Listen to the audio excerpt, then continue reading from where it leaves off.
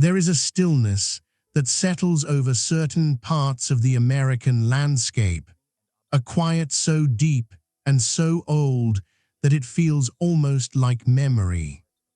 Drive along a rural highway in southern Illinois just before sunrise, and you may notice something unusual rising gently from the flat river plain.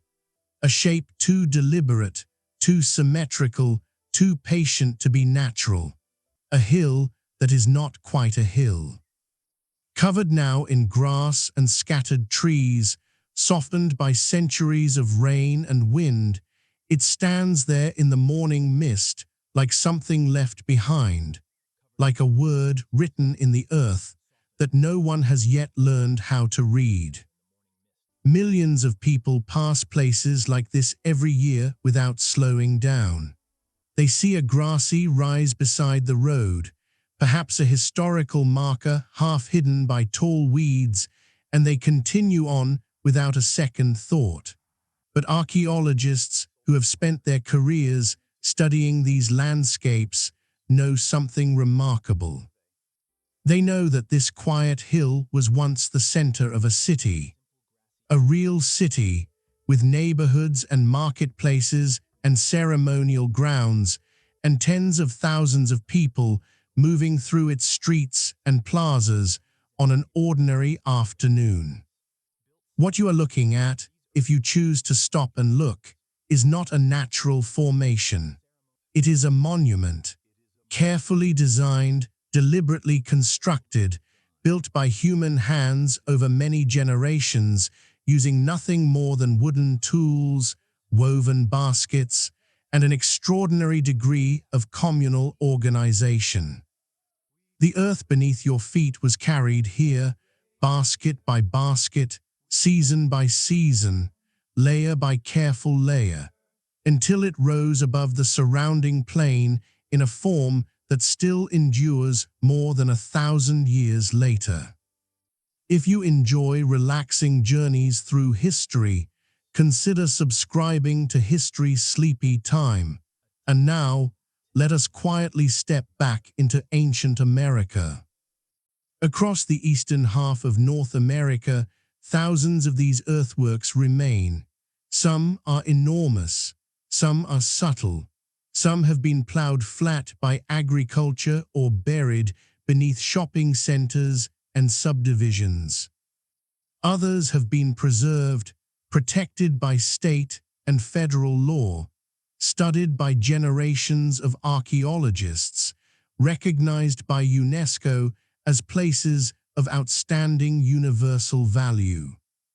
Together, they form one of the most remarkable archaeological landscapes on Earth, and yet they remain among the least understood and least appreciated chapters of American history. If these hills are entirely human-made, then who built them? What kind of civilization required monuments of this scale? What did the people who raised them believe? How did they live? And why did they eventually stop building? These questions have occupied archaeologists for well over a century, and the answers continue to evolve as new discoveries emerge from beneath the quiet soil. Tonight, we will walk quietly through that landscape together. We will move slowly, following the rivers and the seasons, letting the evidence speak for itself, and pausing wherever the story invites us to stay a little longer. We will meet the builders, not as mysteries or legends, but as people, and we will try to understand, as carefully and as honestly as the evidence allows, what really lies beneath America's ancient mound cities. The answer begins thousands of years before written American history, in a landscape that looked very different from anything we know today. Imagine standing in the center of North America roughly 12,000 years ago. The world around you would be almost unrecognizable. To the north, vast sheets of ice still hold much of the continent in their slow, grinding embrace. But here, in the middle latitudes, the landscape is opening. Great spruce forests give way to grasslands. Rivers run high and cold with glacial meltwater, carving new channels through soft alluvial soil. Mammoths and mastodons still move through the tree lines in the early morning light, and the first human communities on this continent are learning, slowly and carefully, how to read this new and changing world. These earliest peoples of North America were remarkably adaptable.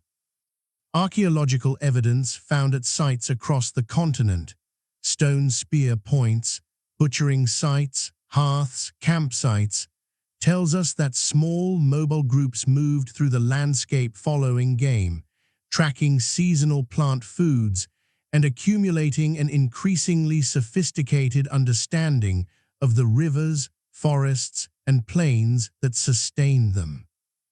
They were not wandering aimlessly. They were reading the land with the kind of deep, detailed knowledge that takes generations to develop. Over thousands of years, as the climate continued to warm and the great ice sheets retreated further north, the landscape of eastern North America transformed again.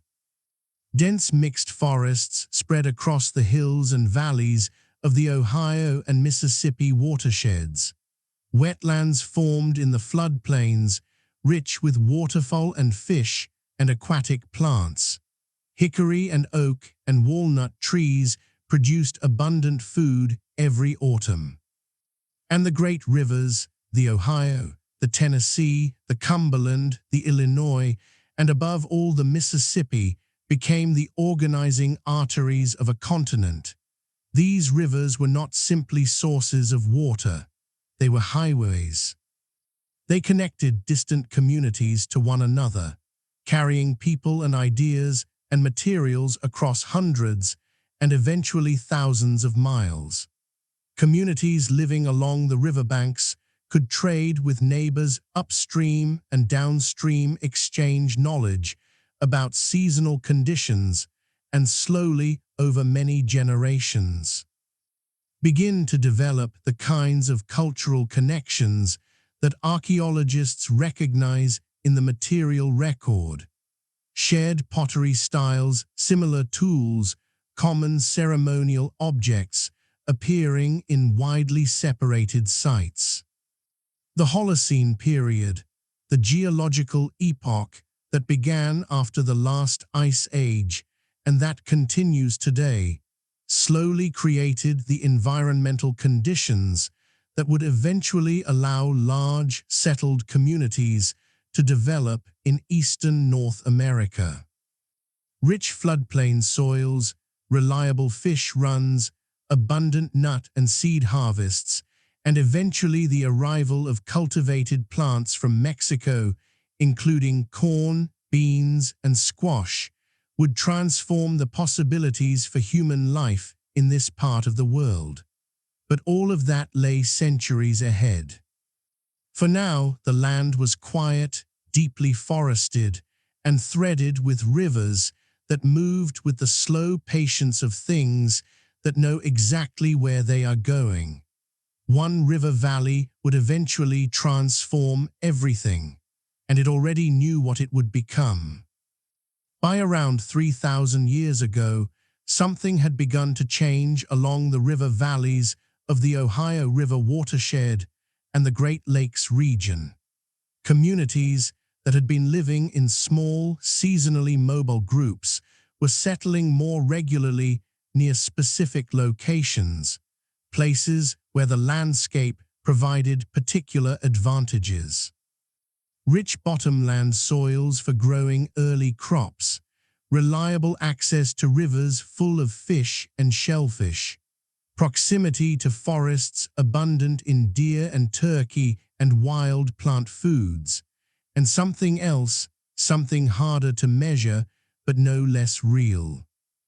A sense that certain places held a special significance, a particular quality that made them worthy of return, worthy of gathering, worthy of marking. The people archaeologists call the Adena culture, a name taken from a historical estate in Ohio, where early mound investigations were conducted in the 19th century, were among the first in North America to begin building deliberate earthworks on a significant scale. Their culture is generally dated from roughly 1000 BCE to around 100 CE, though these boundaries are approximate, and the transition from earlier woodland period traditions was gradual rather than sudden. It is more accurate to think of the Adena as one part of a longer, slower evolution in how people in this region related to their landscape and to one another. The earliest Adena mounds were primarily burial monuments.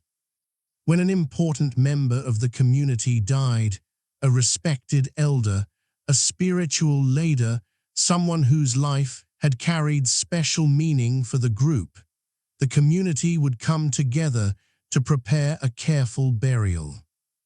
The body, sometimes accompanied by objects of personal significance, would be placed in a prepared location. Then earth would be carried to the site and mounded over the grave, creating a rounded dome that rose above the surrounding landscape. In time, as other burials were added, the mound would grow, each new layer of earth representing another act of collective remembrance, another quiet conversation between the living and the dead. These burial mounds were not random. They were placed thoughtfully in the landscape, often on ridges or hilltops where they could be seen from a distance, or near confluences of rivers where communities gathered seasonally. Archaeologists have found evidence within Adena burial mounds of careful preparation. Woven mats and bark lining the burial chambers, objects crafted from materials that came from considerable distances, a copper from the Great Lakes region, marine shell from the Gulf Coast, stone from distant quarries. These objects suggest that even at this relatively early stage, communities in the Ohio Valley were connected to a much wider world than we might imagine. The Adena people were not yet building cities. Their communities were probably small, perhaps a few dozen to a few hundred people who gathered at certain times of year at established locations, while dispersing more widely during other seasons. Their agriculture was supplementary rather than dominant, likely involving the cultivation of local plants such as goosefoot, maygrass, and sunflower, rather than the corn-based intensive farming that would come later. They hunted deer, caught fish, gathered wild plant foods, and managed their landscape with the kind of careful attention that comes from intimate knowledge of a specific place. But what the Adena people began, the practice of shaping the earth deliberately, of marking the landscape with monuments that expressed community identity and ceremonial meaning, would grow over the centuries that followed into something far larger than anyone in those early communities could have imagined. What began as small ceremonial places would eventually become enormous cities, but that transformation required an intervening chapter, one of the most remarkable cultural developments in all of ancient North American history. The next generations imagined earthworks on an entirely different scale. Close your eyes for a moment and imagine a warm summer evening somewhere in southern Ohio, perhaps 2,000 years ago. The sun is setting behind a line of hills to the west, painting the sky in shades of amber and rose. Below you, in the broad, flat river valley, an extraordinary landscape is taking shape. Enormous earthen walls, some standing more than 12 feet high, form perfect geometric shapes across miles of valley floor. Circles and octagons and parallel embankments that stretch toward the horizon in mathematically precise alignments. Burial mounds rise within and around these enclosures, and across the surrounding hillsides, smaller earthworks mark the edges of a landscape that has been transformed over many generations into something that functions simultaneously as a ceremonial center, a social gathering place, and perhaps a kind of map of the cosmos. This is the Hopewell world, named, like the Adena, after an Ohio landowner on whose property significant mounds were first investigated in the 19th century. The Hopewell phenomenon, as some researchers call it, flourished roughly between 100 BCE and 500 CE. It was not a single empire, not a single nation, and not a single culture in the narrow sense. It was more like a shared ceremonial tradition, a set of ideas and practices and artistic styles that spread across an enormous geographic area, connecting communities from the Great Lakes to the Gulf Coast and from the Atlantic seaboard to the Great Plains. The geometric earthworks that the Hopewell people constructed in southern Ohio remain among the most impressive achievements of pre-Columbian North America. The Newark earthworks in Licking County, Ohio, for instance, once covered more than 4 square miles of river valley, an interconnected complex of circles, octagons, and parallel walls that modern researchers have shown to incorporate precise alignments with the movements of the moon over its complex 18-year cycle. The Great Circle alone, one of the major enclosures at Newark, is more than 1,200 feet in diameter. These were not accidental constructions. They required careful planning, sophisticated astronomical observation, and a degree of communal labor organization that speaks to a complex and well-coordinated society. But the earthworks are only one part of the Hopewell story. What has most captivated archaeologists for more than a century is the extraordinary range and quality of the objects found within Hopewell burial mounds. Objects that reveal a continental trade network of remarkable sophistication and geographic reach. Copper from the shores of Lake Superior, hammered into intricate geometric shapes, headdress ornaments, and effigies of birds and animals. Obsidian, volcanic glass, found naturally only in the Yellowstone Plateau region of Wyoming, shaped into large, impossibly thin ceremonial blades that archaeologists have found in Ohio burial mounds more than 1,500 miles from the nearest natural source. Marine shell from the Gulf of Mexico and the Atlantic coast, carved into gorgets and beads. Grizzly bear teeth and alligator skulls from the deep south. Freshwater pearls by the thousands. Mica sheets from the Appalachian Mountains, cut into the silhouettes of human hands and serpents and birds. How did communities in Ohio obtain obsidian from Wyoming? How did Gulf Coast shells and Appalachian mica come together in the same burial mound?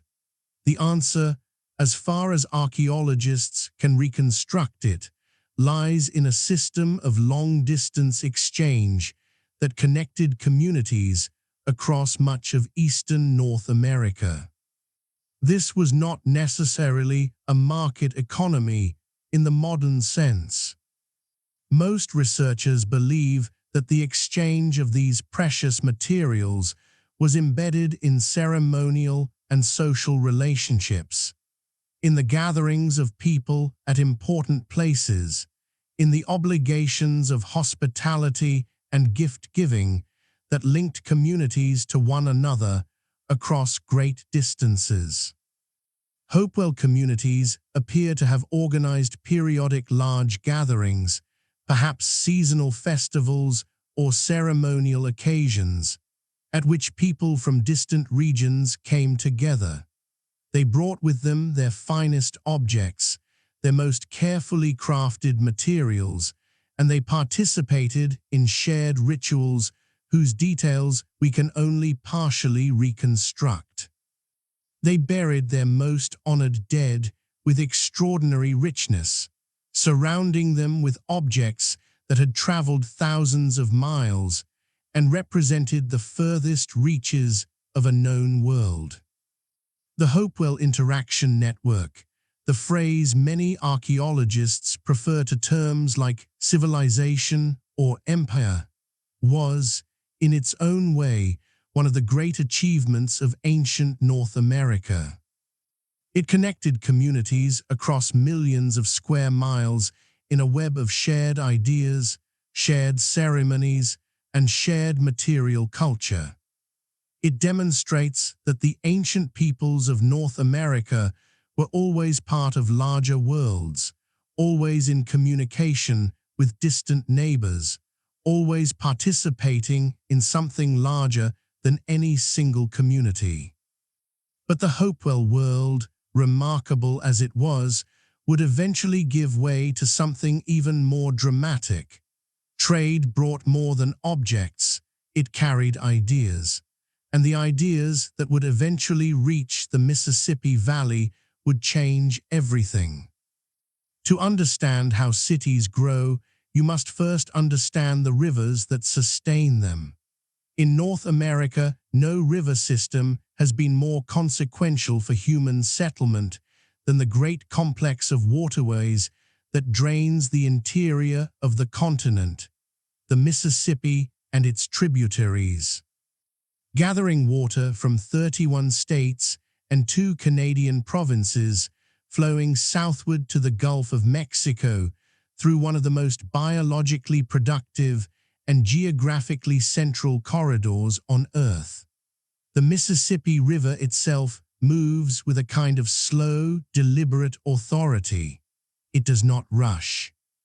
It bends and meanders through wide floodplains, carrying enormous quantities of sediment from the interior of the continent and depositing that sediment in the rich bottomlands that line its course.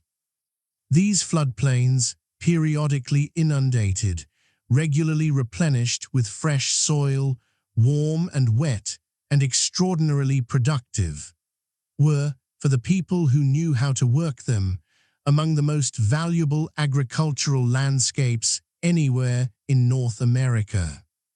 Stand at the edge of the Mississippi floodplain in late summer, when the river has receded from its spring floods and the bottomland fields are green with the season's growth, and you begin to understand why this landscape attracted settlement for thousands of years.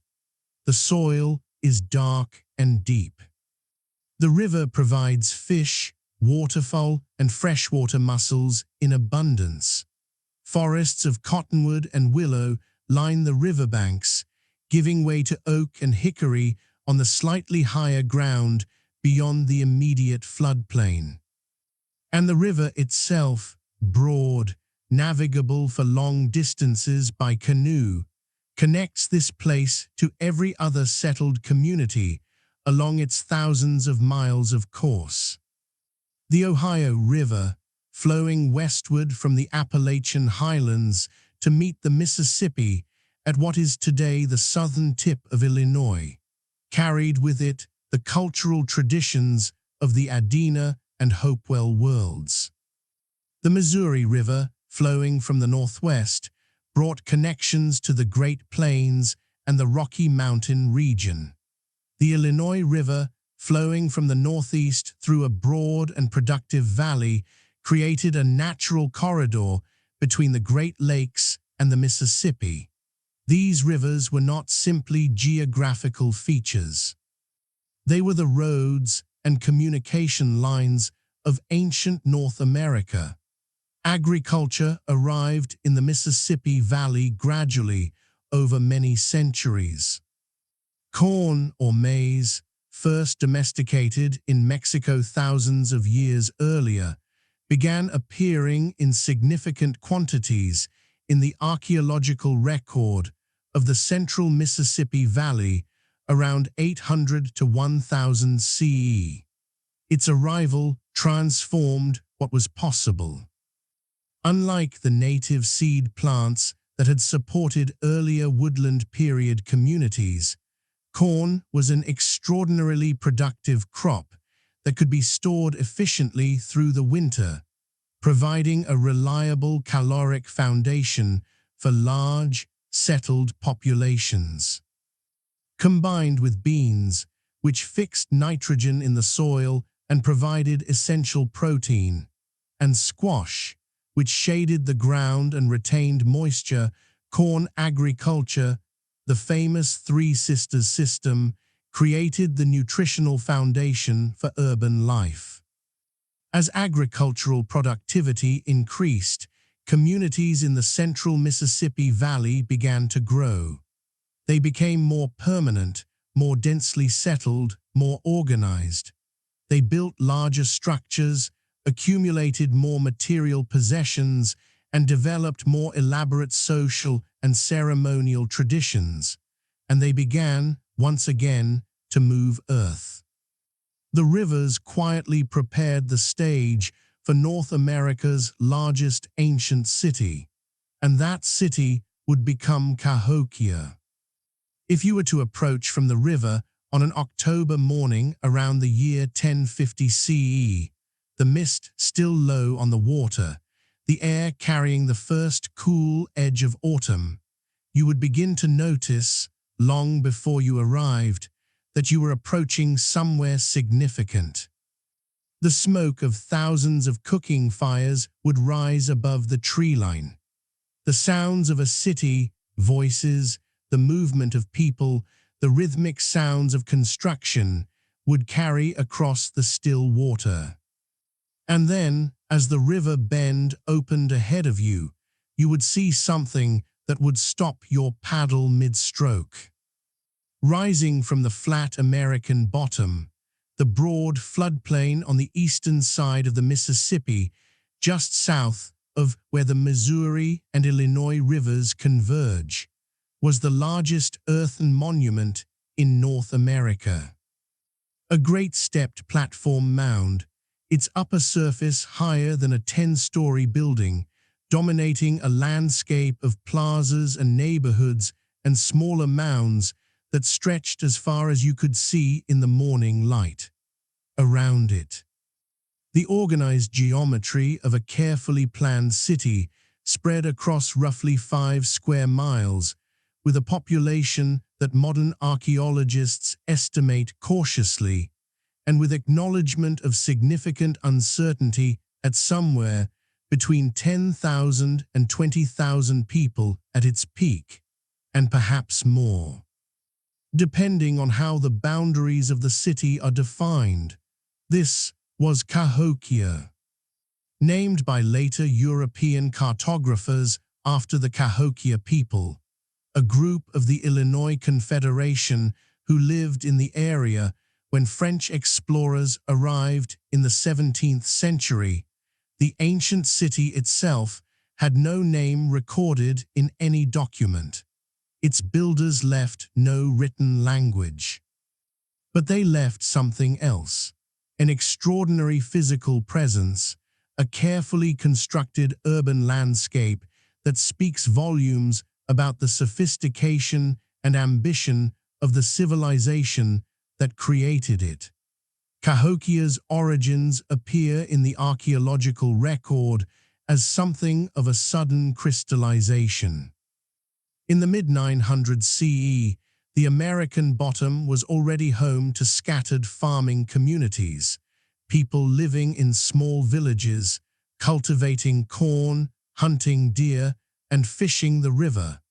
By around 1050 CE, something remarkable had happened.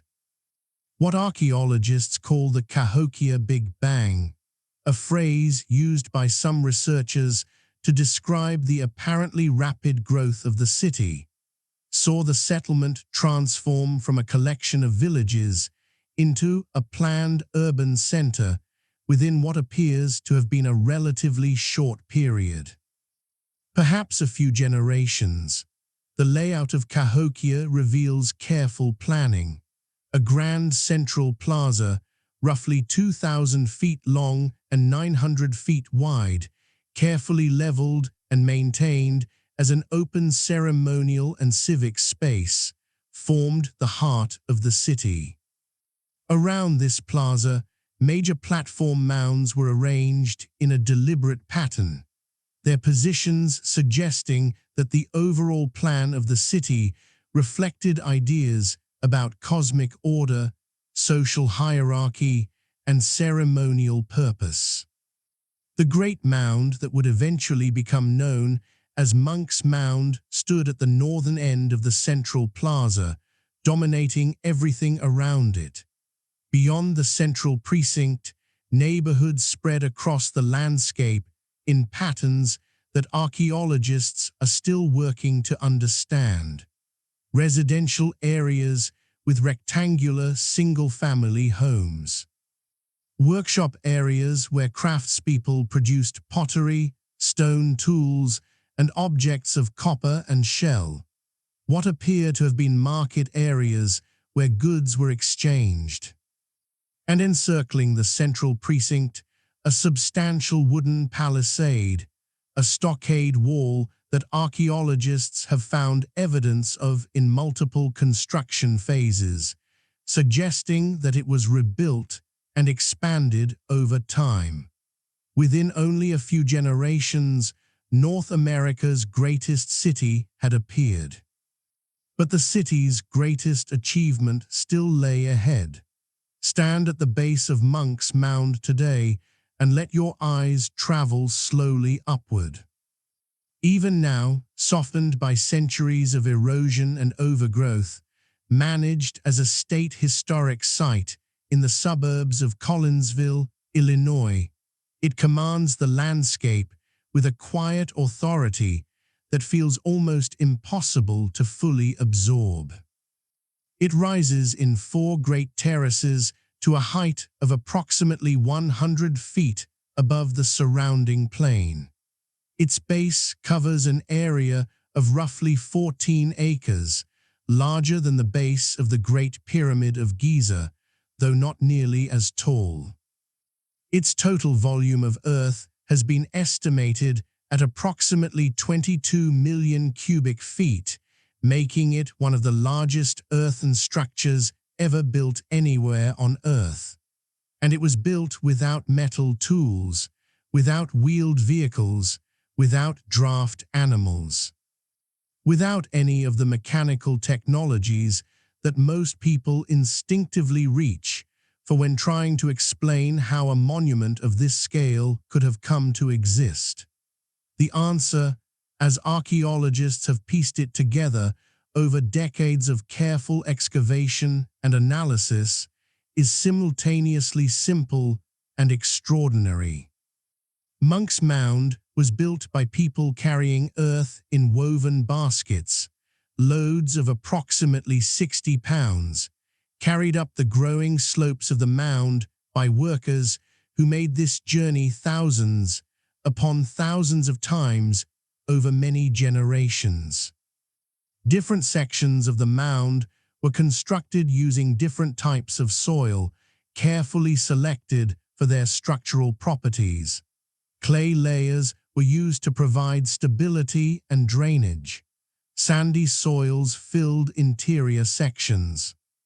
The builders demonstrated, through the physical evidence preserved in the stratigraphy of the mound itself, a sophisticated understanding of soil mechanics and structural engineering. Archaeologists have identified at least 14 separate construction phases in Monk's Mound, meaning that it grew in deliberate stages over a period of perhaps 2 centuries or more.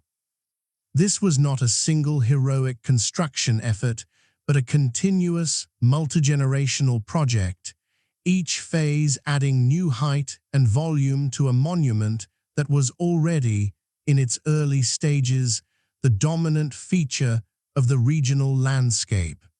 What stood on top of Monk's Mound at its peak? Excavations and ground-penetrating radar surveys have revealed evidence of large wooden structures on the mound's summit. The most notable of these appears to have been a substantial building, perhaps 50 feet wide and 100 feet long, based on the evidence of post holes found in archaeological excavations that would have been visible from enormous distances across the flat American bottom. Researchers generally interpret this as a structure associated with the city's leadership, though the precise nature of political authority at Cahokia remains an active area of scholarly debate. Some researchers describe it as a chief's residence, others emphasize its likely ceremonial functions. What seems clear is that the summit of Monk's Mound was a place of considerable political and ceremonial significance, a high place in every sense, both literally and symbolically. Imagine the view from that summit on a clear autumn morning. The Mississippi River gleaming in the distance to the west. The broad floodplain of the American bottom spread out below, green and gold with the season's harvests. The organized geometry of the city, its plazas, its smaller mounds, its thousands of homes laid out below like a map of a world that, in this moment, seems entirely comprehensible and entirely ordered. Without metal tools, without wheels, without draft animals, an entire city had been shaped by human hands and human intention. The answer to how this was possible lay not in lost technologies or forgotten sciences, but in the organization of the people themselves. History has a tendency to remember monuments and forget people. We speak of Monk's Mound and the great plazas and the astronomical alignments, and in doing so, we sometimes lose sight of the ordinary reality of life in Cahokia, the fact that for the people who lived there, this was simply home. A place where children grew up, where families gathered in the evening, where neighbors quarreled and reconciled, where people fell ill and recovered or did not, where the rhythms of the agricultural year organized everything from planting to harvest to the timing of festivals and ceremonies. The homes of ordinary Cahokian residents were rectangular structures built from wooden posts with walls of wattle and daub, a mixture of woven branches plastered with clay and roofs of thatch or bark. They were modest in size by modern standards, perhaps 15 to 20 feet long and 10 to 15 feet wide, heated by central hearths whose smoke escaped through openings in the roof. Archaeological excavations have revealed the remains of these homes in extraordinary detail. The circular stains of rotted wooden posts in the soil, the remnants of hearth fires, broken pottery, stone tools, seeds, and plant remains, and the scattered evidence of daily activity that tells a quietly intimate story of how people actually lived. Corn was the foundation of the diet at Cahokia, as it was throughout the Mississippian world. Archaeobotanical analysis, the study of plant remains from archaeological sites, reveals that corn was grown in the surrounding fields and processed in large quantities, ground into flour on sandstone grinding slabs, and cooked into a variety of foods. Deer was the primary source of meat protein, supplemented by fish from the river, waterfowl from the wetlands, and a variety of wild plant foods gathered from the surrounding landscape. Beans and squash contributed both nutrition and variety. The diet was not abundant by modern standards, and evidence from skeletal remains suggests that nutritional stress, particularly the dental problems associated with a heavy corn diet, was not uncommon. Pottery was made in impressive quantities. Cahokian potters' evidence suggests that pottery production was largely carried out by women, though this inference is drawn cautiously from patterns observed across multiple Mississippian sites. Produced a distinctive style of ceramic ware characterized by shell-tempered clay smooth polished surfaces, and a range of vessel forms suited to cooking, storage, and serving. Some pottery was elaborately decorated with incised designs, painted geometric patterns, or modeled effigies of human faces and animals. The finest ceramic objects from Cahokia and related Mississippian sites are genuinely beautiful objects that reflect the skill and aesthetic sensibility of their makers with unmistakable clarity. Beyond pottery, Cahokia was a place of active craft production. Workshops have been identified archaeologically where craftspeople produced objects from copper, carefully hammered into thin sheets and shaped into ceremonial regalia, including headdress ornaments, breastplates, and representations of supernatural beings.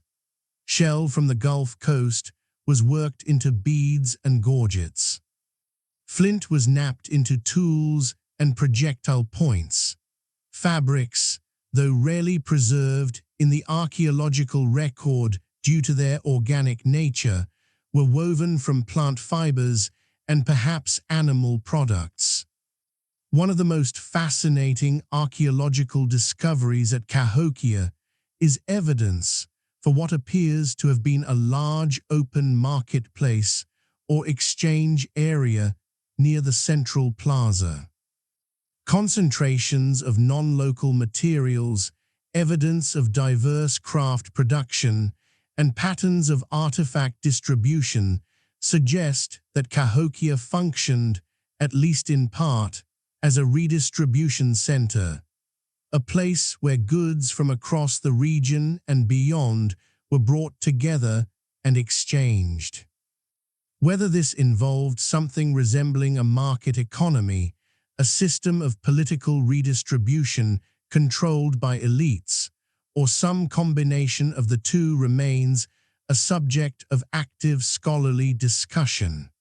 Life inside the city was far more complex than many imagine, yet daily routines were only one part of Cahokia's story.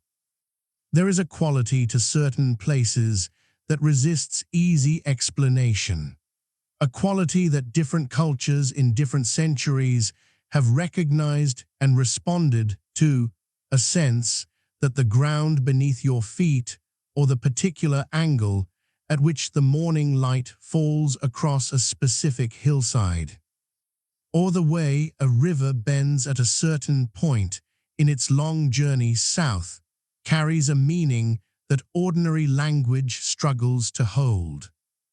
The people of Cahokia built their city in a landscape already charged with this kind of significance, and they organized that landscape, its plazas and mounds and open spaces, according to a vision of the world that was simultaneously practical and profoundly ceremonial.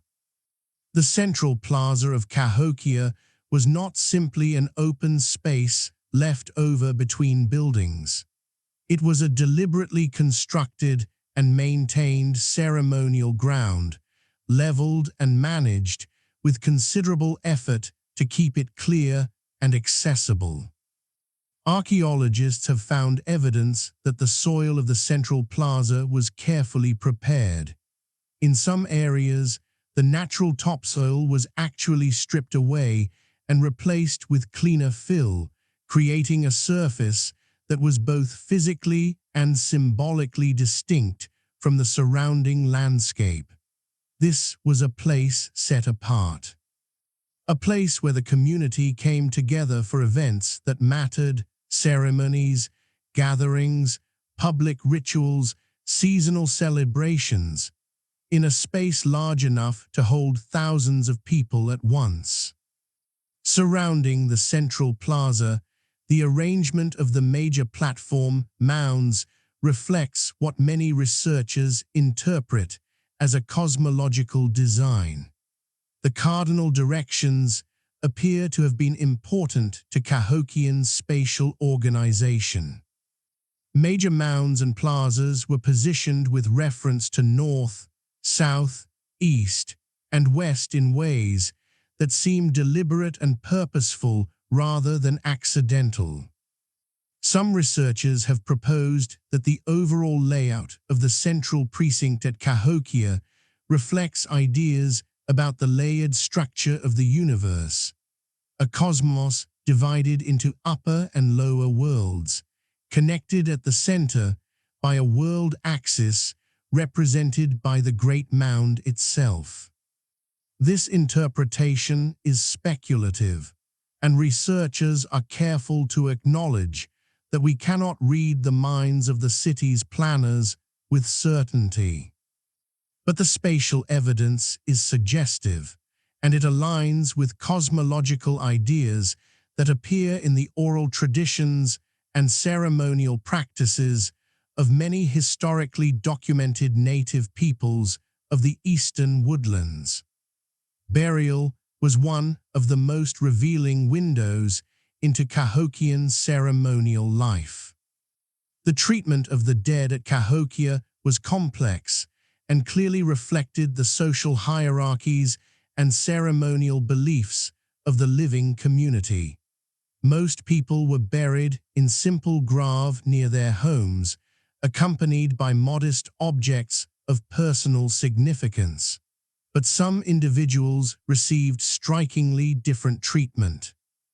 Mound 72, a small ridgetop burial mound located to the south of the central plaza and first systematically excavated by archaeologist Melvin Fowler in the early 1970s, contained a series of burials that revealed the ceremonial world of Cahokia's elite in extraordinary detail. Among the burials in Mound 72 was the interment of a man, likely a person of significant social status, though the precise nature of his position is debated, who had been laid upon a carefully arranged bed of more than 20,000 marine shell beads.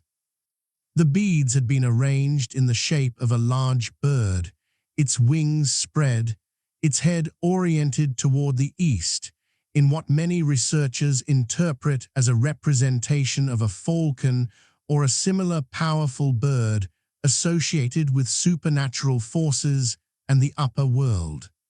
This burial, and others found in the same mound, suggests a ceremonial tradition of considerable richness and symbolic depth.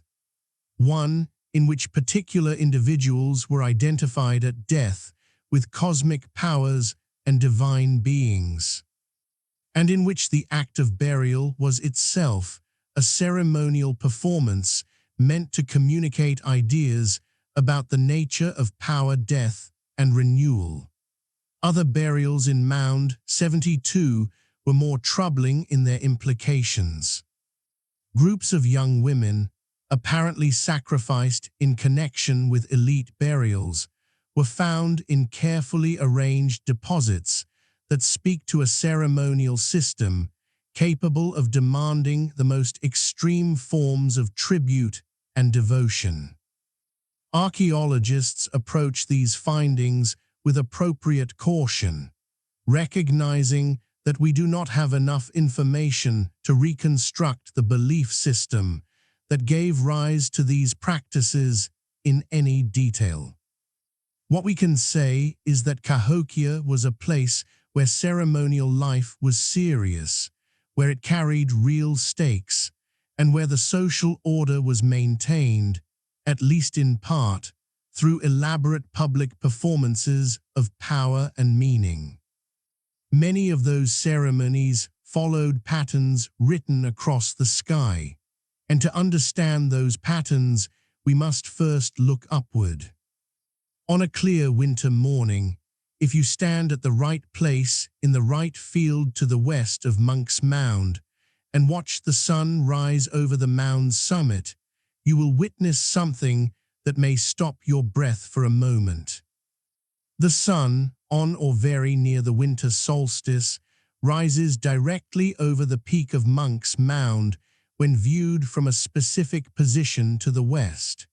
Whether this alignment was intentional, whether the mound was deliberately positioned to create this effect, remains a subject of scholarly discussion. But it fits within a broader pattern of astronomical awareness at Cahokia that is much more firmly established by archaeological evidence. In the 1960s, archaeologist Warren Whittrey, while studying patterns of post holes discovered during excavations at Cahokia, noticed something unusual. The post holes formed large arcs, the remnants, he proposed, of circles made of large wooden posts arranged with deliberate precision. He called these structures Woodhenges, drawing an analogy to the famous stone circle at Stonehenge in England, and proposed that they may have functioned as solar observation devices, places where a person standing at the center of the circle could watch the sun rise or set behind specific posts at specific times of year, allowing the community to track the solar calendar with considerable accuracy. Subsequent research has refined and extended Whittrey's initial observations. Archaeologists have now identified evidence of at least 5 separate post circles at Cahokia, each representing a different construction episode, each apparently carefully calibrated. The largest of these circles had a diameter of roughly 410 feet and was composed of massive red cedar posts, trees selected for their symbolic significance as well as their structural qualities, since red cedar was a sacred wood in many native traditions of the eastern woodlands. When this structure was in use, a person standing at the center of the circle, in a particular prepared observation pit that archaeologists have found evidence of, could watch the sun rise behind the eastern posts at the equinoxes and solstices, marking the 4 great turning points of the solar year. Why did this matter? It mattered because in an agricultural society dependent on the timing of planting and harvest, knowing precisely where you are in the solar year is not a philosophical luxury, but a practical necessity. Planting corn too early before the last frost could mean the loss of an entire season's food supply. Harvesting too late could mean losing the crop to early autumn cold. The ability to track the solar year precisely, to know with confidence when the spring equinox had arrived, and when the summer solstice marked the midpoint of the growing season, was genuine, practical, consequential knowledge.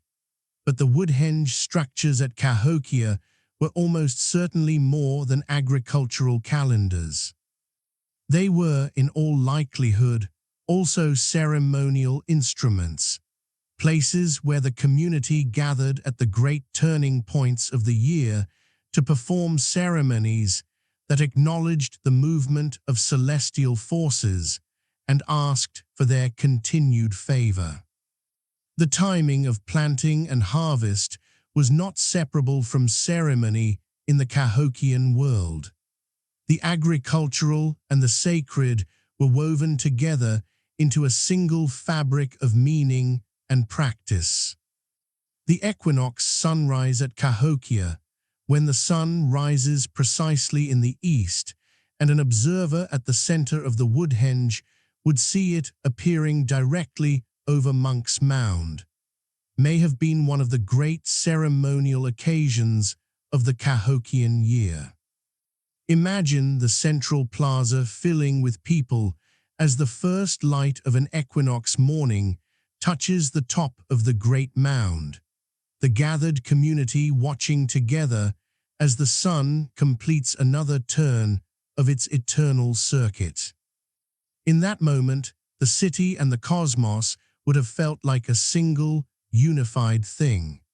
The sky quietly guided the rhythm of an entire civilization, and the city continued growing beyond anything seen before. One of the most persistent misconceptions about ancient North American societies is that they were isolated, that communities lived in small, self-contained worlds, unaware of distant neighbors and unconnected to the broader continent around them. The archaeological record at Cahokia challenges this assumption at every turn. Far from being isolated, Cahokia at its height was the center of a continental exchange network of extraordinary geographic reach, a city whose influence and connections extended from the Gulf of Mexico to the Great Lakes, from the Atlantic coast to the Great Plains. The evidence for these connections comes from the objects themselves, the physical remains of materials that could not have been produced locally. Marine shell from the Gulf Coast and the Atlantic seaboard, identified by its species and chemical composition, has been found at Cahokia in abundance. Copper from the Lake Superior region, chemically distinct from copper found anywhere else in North America and identifiable through isotopic analysis, was worked at Cahokia into ceremonial objects of remarkable quality and artistic sophistication. Chert or flint from specific quarries in Missouri, Illinois, and beyond was brought to the city for tool production. Galena, a lead mineral used as a white pigment in ceremonial contexts, came from mines in northwestern Illinois and southwestern Wisconsin. Each of these materials tells a story of a connection, a relationship between Cahokia and a distant community that involved not just the exchange of physical objects, but the maintenance of ongoing social and political relationships. The scale of this exchange network suggests that Cahokia functioned, at least in part, as a regional redistribution center, a place that attracted materials from across a wide area and sent finished goods and ideas outward in return. Some researchers have proposed that the exchange system was organized and controlled by Cahokia's leadership, giving the city's elite access to prestige materials from distant sources that could then be used to reinforce their social position.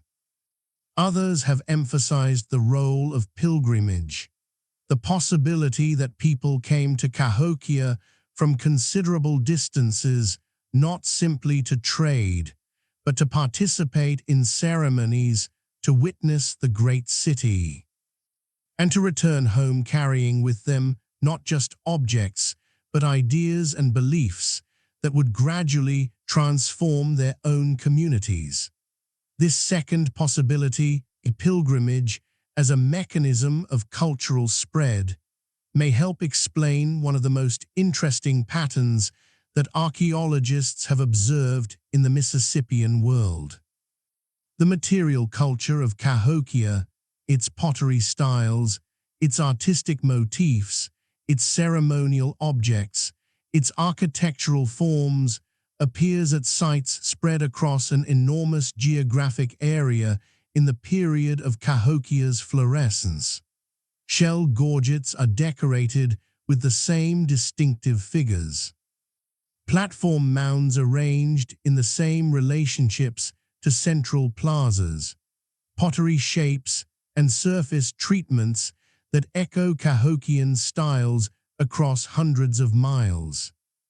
Whether this spread reflects direct colonization, trade connections, pilgrimage, or the diffusion of ideas through intermarriage and social exchange, is a question that different researchers answer in different ways. But the pattern itself, the wide geographic reach of Cahokian influence, is not in serious dispute. What flowed outward from Cahokia was not only physical material.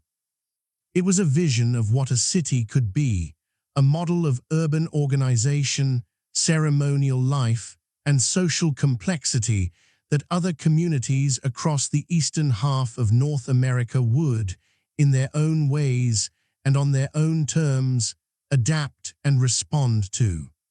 Cahokia was never isolated. It was, in a real sense, the center of a continental conversation that had been building for centuries and that would continue long after the city itself had changed. But growth always brings new challenges, and the challenges facing Cahokia's leaders were considerable. A city of 10,000 people or more, perhaps considerably more, depending on how broadly its boundaries are drawn, does not sustain itself through goodwill alone. It requires organization. It requires systems for making collective decisions, for managing the distribution of food and other necessities, for resolving conflicts, for coordinating the enormous communal labor that built and maintained the mounds, the plazas, the palisade walls, and the public spaces that define the city's physical character. Understanding how Cahokia was governed is one of the most challenging and most actively debated questions in the archaeology of ancient North America. The physical evidence suggests a society with pronounced social hierarchies. The distinction between elite burials, like those in Mound 72, and ordinary interments is stark and unmistakable. The existence of a large wooden structure on the summit of Monk's Mound, elevated above the rest of the city, accessible only by climbing the mound's long ramp, implies that at least some individuals exercised authority from a position of visible physical elevation. The investment of enormous communal labor in the construction and maintenance of the city's public monuments implies that some individuals or institutions had the authority to direct and organize that labor. Most researchers describe Cahokia's political system as a chiefdom, a form of social organization characterized by a hierarchical structure, hereditary or achieved leadership, the redistribution of goods through elite networks, and the use of ceremonial and religious authority to legitimate political power. The term chiefdom covers a wide range of specific arrangements, however, and scholars are careful to note that we do not have enough information to reconstruct Cahokia's governance in fine-grained detail. Timothy Porketat, one of the most influential archaeologists working on Cahokia, has proposed in his research that the city's political system may have been more dynamic and contested than a simple chiefdom model implies. That Cahokia's leaders constantly negotiated their authority using the construction of new monuments, the performance of public ceremonies, and the generous distribution of food and prestige goods to maintain the loyalty and cooperation of a diverse urban population. This is an interpretation that acknowledges the agency of ordinary Cahokians, not just passive subjects of an elite, but active participants in a social system that required their consent and cooperation to function. The question of how Cahokia maintained its population is also significant. Some researchers have proposed that the city's population included a substantial component of people who were not local, migrants from surrounding regions drawn to Cahokia by the opportunities or obligations that a large, powerful urban center represented. Isotopic analysis of skeletal remains from Cahokia has suggested that some individuals buried at the site grew up elsewhere, their bones bearing the chemical signature of food and water from different geographic areas. This evidence, still being refined by ongoing research, opens the possibility that Cahokia functioned as a destination, a place that people came to from considerable distances, whether voluntarily or under some form of political compulsion. The lives of ordinary Cahokians were shaped by this social hierarchy in ways that are sometimes visible in the archaeological record. Differences in house size, in the quality and quantity of goods found in residential areas, and in access to imported materials all suggest that not everyone in Cahokia shared equally in the city's resources. But the city also provided things that smaller communities could not: access to ceremonial life on a grand scale, participation in a continental exchange network, and the experience of living at the center of the most complex urban society anywhere in North America, north of Mexico. Maintaining a city this large required remarkable coordination, yet even the greatest cities eventually change. And the signs of change at Cahokia, when they finally came, appeared quietly at first, in the soil, in the pollen record, in the shifting patterns of settlement and abandonment that archaeologists have been slowly, carefully piecing together for decades. Sometime after approximately 1100 CE, the trajectory of Cahokia began to shift. The change was not sudden. There was no single catastrophic event that can be pointed to as the turning point, no moment of obvious rupture.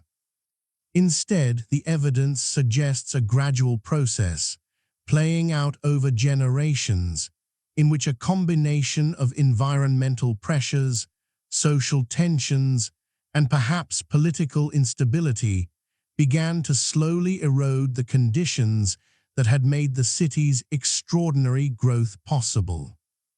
One of the earliest and most compelling lines of evidence for environmental stress at Cahokia comes from the study of ancient pollen. Cores taken from sediment deposits in lakes and bogs near Cahokia preserve a record of the changing vegetation of the surrounding landscape over thousands of years. Analysis of these cores reveals that by the height of Cahokia's occupation, the pollen record in the region shows a dramatic decline in tree pollen and a corresponding increase in the pollen of open-ground plants, a signature consistent with extensive deforestation. The forests that had once surrounded Cahokia were being cleared, and they were being cleared at a rate that suggests substantial and sustained human pressure on the local woodland resource base. The wood required to build and maintain a city of Cahokia's size was enormous.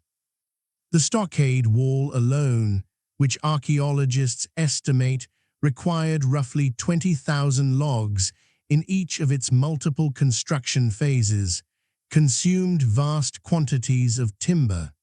The red cedar posts of the Woodhenge circles were massive. The wooden structures on the platform mound summits required heavy timbers.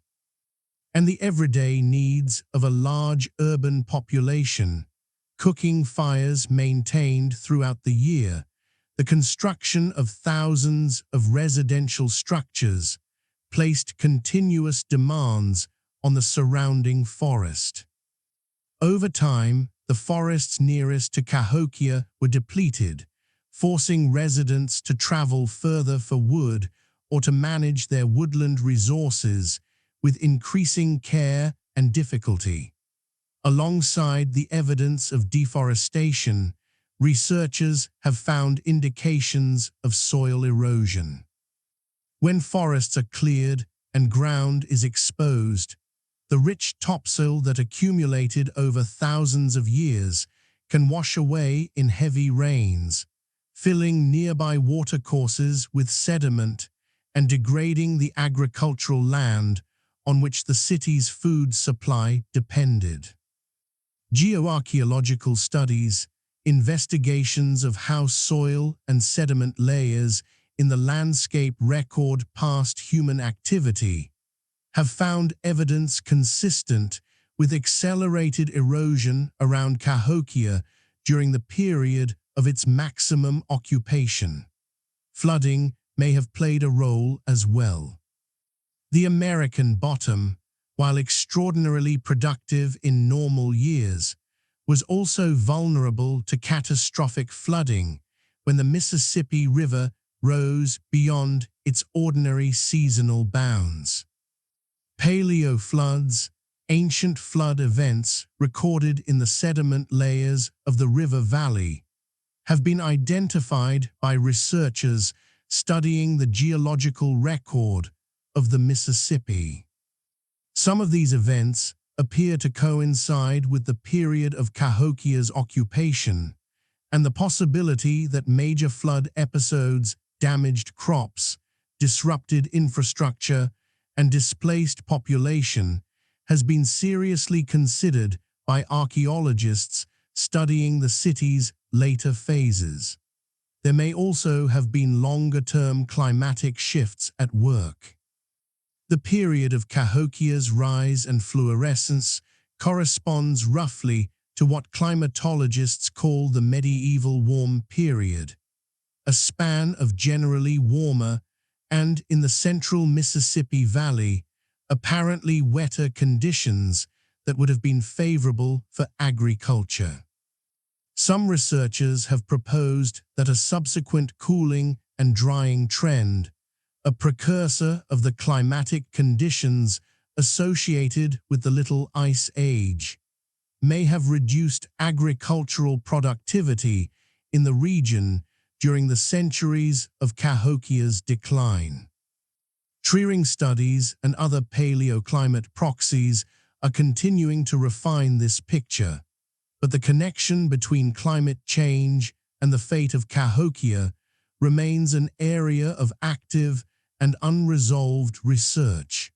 What makes the archaeological picture particularly complex is that these environmental pressures did not exist in isolation. They were accompanied by evidence of social and political changes within the city itself, changes that suggest the internal dynamics of Cahokian society were also shifting in significant ways during this period. Archaeologists still debate what happened next. Several possibilities have emerged, and the truth may well involve all of them in different proportions. The question of why Cahokia declined, why one of the largest and most sophisticated cities in pre-Columbian North America, north of Mexico, gradually contracted and was eventually abandoned, is one of the most actively debated questions in American archaeology. It is also one of the most important, because the answer, whatever it turns out to be, speaks directly to the fragility and resilience of complex societies, and to the relationship between human civilization and the natural world that sustains it. To be clear about what the archaeological evidence actually shows, Cahokia did not collapse overnight. It did not disappear in a single dramatic event. The evidence suggests instead a process of gradual depopulation that unfolded over roughly a century and a half, from perhaps around 1200 CE. When the first signs of population decline appear in the archaeological record, to around 1350 to 1400 CE, when the site appears to have been largely, if not entirely, abandoned. During this long interval, the city contracted, its outer neighborhoods were depopulated first. Its monumental construction appears to have slowed and eventually ceased, and the population, which had once made the American bottom one of the most densely settled landscapes in all of North America, drifted away to smaller communities elsewhere in the region. Several explanatory frameworks have been developed by researchers to account for this decline, and it is worth considering each of them on its own terms, while keeping in mind that the most likely explanation is probably not any single factor, but a combination of interacting pressures that reinforced and amplified one another over time. The environmental hypothesis, which we have already begun to explore, proposes that the ecological costs of maintaining a large urban population in one place for an extended period eventually exceeded the carrying capacity of the surrounding landscape. Deforestation, soil erosion, declining agricultural yields, and perhaps increased flooding created conditions in which the American bottom could no longer support the population it had once held. This explanation has significant archaeological support and is taken seriously by most researchers, though they differ in how much weight to assign it relative to other factors. The climate hypothesis, which sometimes overlaps with the environmental hypothesis but is distinct from it, proposes that longer-term shifts in precipitation and temperature patterns reduced agricultural productivity in the central Mississippi Valley, making the margins of food production thinner and the city's population harder to feed. Drought episodes, which are well documented in the paleoclimate record of the broader region during the 13th and 14th centuries, may have created periodic food crises that accelerated population movement away from the city. There is also a social and political hypothesis, or rather a family of related hypotheses that focuses on internal dynamics rather than environmental factors. Some researchers have proposed that the social contract underlying Cahokia's political order, the implicit agreement between the city's leadership and its population, in which ordinary people invested their labor in public monuments and submitted to hierarchical authority in exchange for access to ceremonial life, redistributed goods, and the security of belonging to a powerful community, may have gradually eroded. Evidence of the palisade wall being rebuilt multiple times in increasingly substantial form, may suggest periods of political tension or conflict within or around the city. Changes in the types and distribution of artifacts across the city over time may reflect shifting social relationships and declining elite authority. Some researchers, including Timothy Porketat, have proposed that the very success of Cahokia in spreading its ideas and ceremonial traditions outward to other communities across the eastern woodlands may have eventually undermined its central position. If communities throughout the region had access to the symbols, the ceremonies, and the political concepts that Cahokia had developed, they had less reason to defer to Cahokia itself or to invest in the city's continuing growth. The centripetal force that had drawn people and resources toward the city may have gradually weakened as the Cahokian way of life became widely available without requiring physical residence in Cahokia. Disease has also been considered, particularly given the well-documented catastrophic effects of Old World diseases on Native American populations after European contact. But the timing of Cahokia's decline, which appears to have been largely complete before European contact, makes epidemic disease from external sources an unlikely primary cause, though disease originating within the dense urban population itself remains a possibility that researchers continue to consider. No single answer explains everything. The honest assessment, which the evidence supports, is that Cahokia's decline was the result of multiple interacting factors: environmental, climatic, social, and political, whose specific weighting and timing continue to be refined by ongoing research. What we can say with confidence is that Cahokia's story was not one of sudden mysterious disappearance. It was a long, gradual transformation, the kind that characterizes the life cycles of cities throughout human history.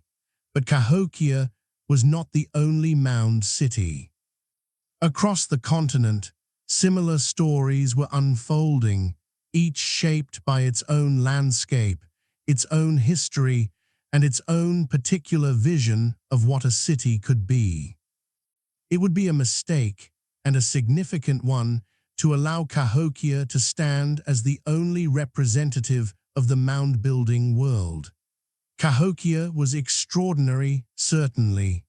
It was the largest, the most densely populated, the most architecturally ambitious of the ancient cities of eastern North America. But it was not alone.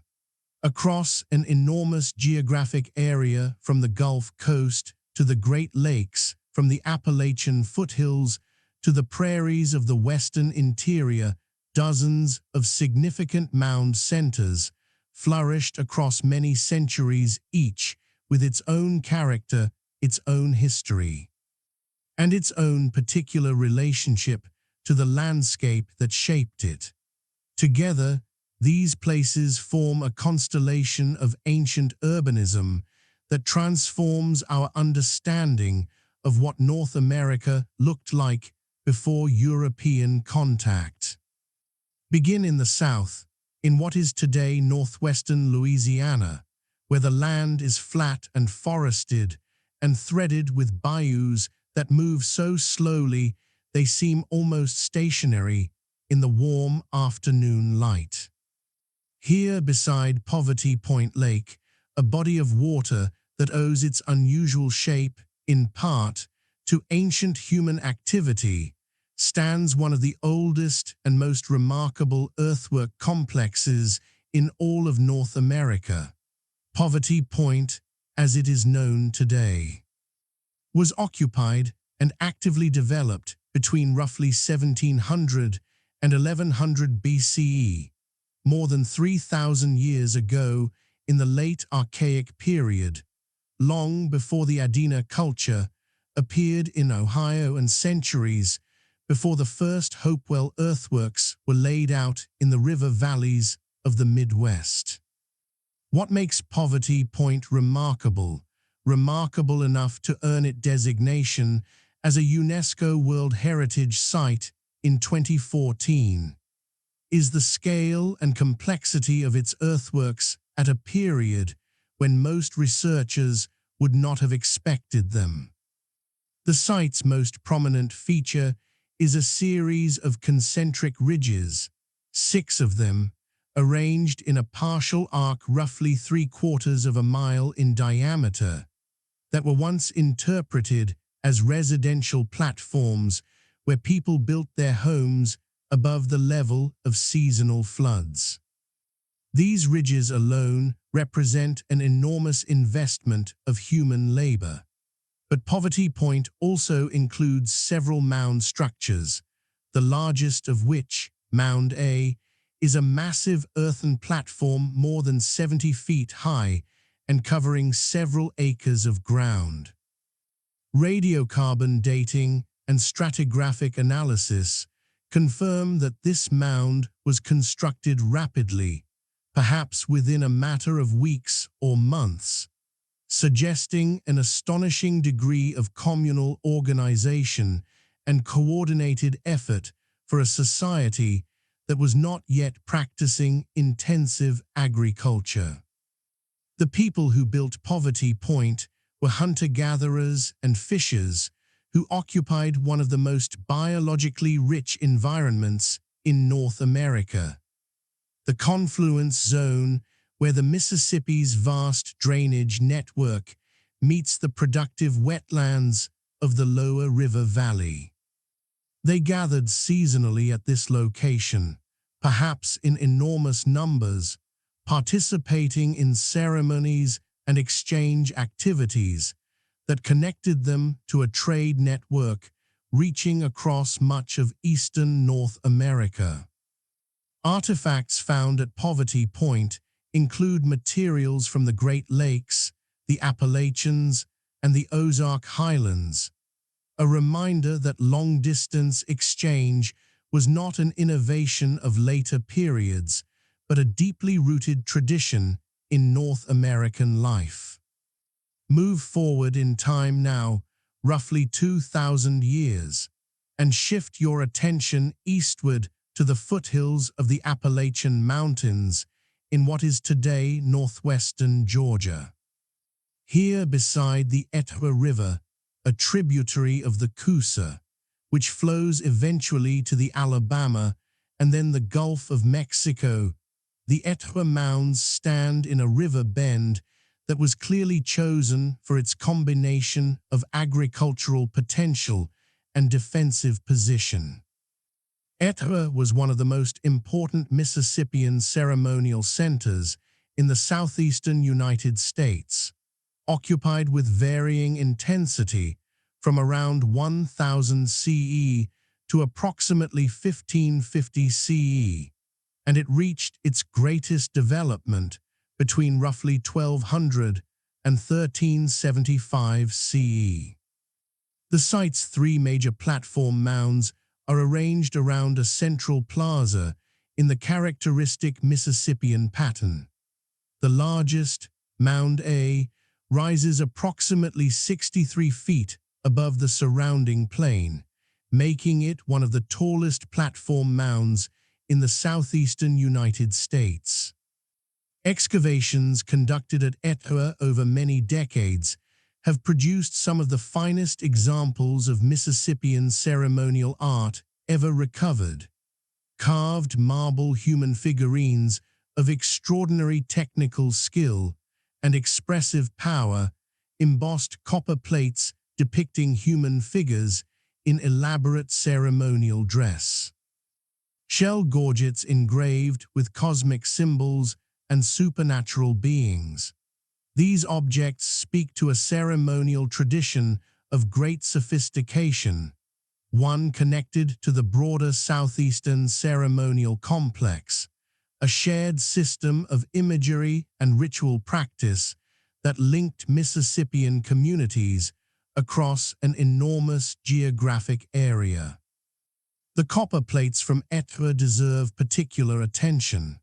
They were hammered from thin sheet copper using a repoussé technique, working the metal from the back to create raised designs on the front, and they depict human figures wearing elaborate regalia that includes feathered headdresses, shell bead necklaces, and garments decorated with specific symbols whose meanings researchers continue to interpret.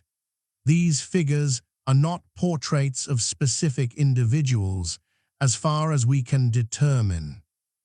They appear instead to be representations of idealized roles, perhaps ceremonial leaders, perhaps supernatural beings, perhaps a fusion of the two that is characteristic of many indigenous religious traditions.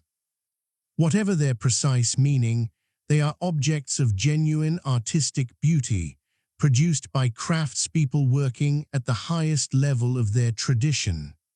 Now travel further south and west, following the Black Warrior River through the forested hills of what is today central Alabama, to another great Mississippian center, Moundville.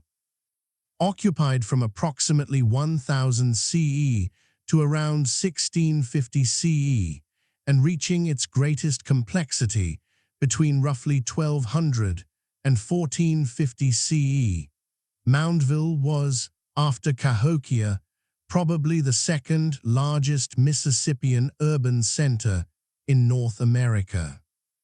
The site encompasses roughly 185 acres within a bastioned wooden palisade wall, and within that enclosure, 29 platform mounds are arranged in a deliberate pattern around a large central plaza.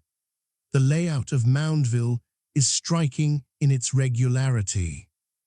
The mounds are positioned in paired groups along the north, east, south, and west sides of the plaza, with the largest mound, Mound B, rising nearly 60 feet, placed at the northern edge in a position analogous to Monk's Mound at Cahokia. This spatial organization reflects, most researchers believe, a carefully conceived plan that encoded social and political distinctions in physical space. Different mound groups, perhaps associated with different clans or social divisions within the larger community, each with its own ceremonial responsibilities and its own position in the social hierarchy. Moundville has produced an extraordinarily rich archaeological record. More than 3,000 burials have been excavated at the site over more than a century of archaeological investigation, and the patterns of burial wealth and location within the site have allowed researchers to reconstruct something of the social stratification that characterized Moundville at its height. Elite individuals, probably members of high-ranking lineages, were buried with extraordinary richness. Elaborate ceramic vessels, copper ornaments, shell beads and gorgets, stone ceremonial objects. Ordinary community members received simpler treatment, though still within a ceremonial framework that acknowledged the significance of death and the continuing relationship between the living and the dead. One of the most fascinating developments in Moundville's history, as reconstructed by archaeologists including Vernon James Knight Jr., is the apparent transformation of the site's function over time. In its earliest phases, Moundville appears to have been a densely occupied residential community, a genuine urban center with a large resident population.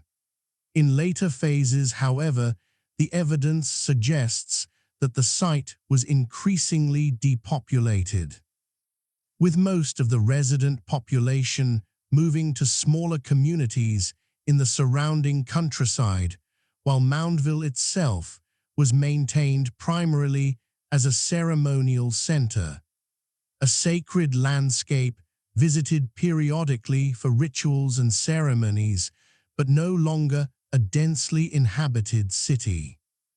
If this interpretation is correct, it suggests that the relationship between urban residence and ceremonial function could shift dramatically over time, and that what looks like a single continuous settlement may actually represent several quite different modes of use across the centuries of its occupation. Further east and south, in what is today Mississippi just north of Natchez, stands Emerald Mound, a platform mound of almost unimaginable scale. The second largest pre-Columbian earthwork in the United States after Monk's Mound, Emerald Mound covers roughly 8 acres at its base and rises to a height of approximately 35 feet. Its summit, rather than coming to a single peak, forms a broad platform on which at least 2 smaller secondary mounds were constructed. In a sense, Emerald Mound is not simply a mound, but an artificial hill with mounds on top, a landscape engineering project whose ambition is not fully apparent until you are standing at its base and looking upward at the broad expanse of its leveled summit. Emerald Mound was built and used by the ancestors of the Natchez people, who were still living in the region when French explorers arrived in the late 17th century. The Natchez are one of the most extensively documented native peoples of the colonial Southeast, and the accounts of French observers who recorded the Natchez political system, their ceremonial life, their agricultural practices, and their social organization in considerable detail, provide a valuable, if imperfect, window into the kind of society that may have built and used great platform mounds in this region. The Natchez maintained a hereditary nobility organized around the supreme authority of a ruler known as the Great Sun, whose person was regarded as sacred and whose movements were accompanied by elaborate ceremony.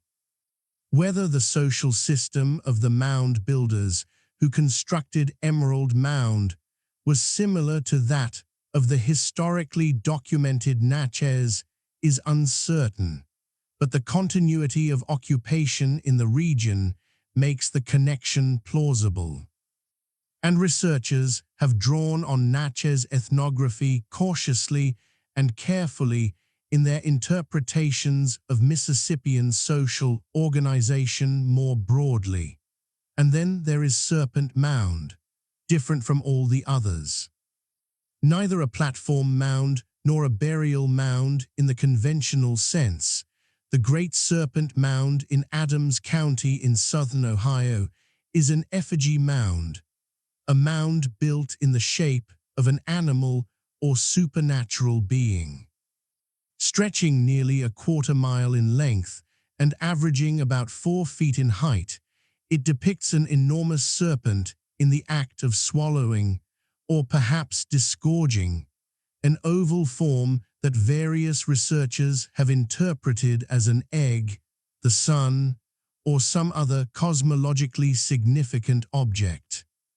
Seen from above, the serpent's body uncoils in 7 graceful curves before ending in a tightly coiled tail, and the whole figure is oriented across the landscape in a way that incorporates alignments with the summer solstice sunset and other astronomical phenomena. The dating of Serpent Mound has been a subject of considerable scholarly debate.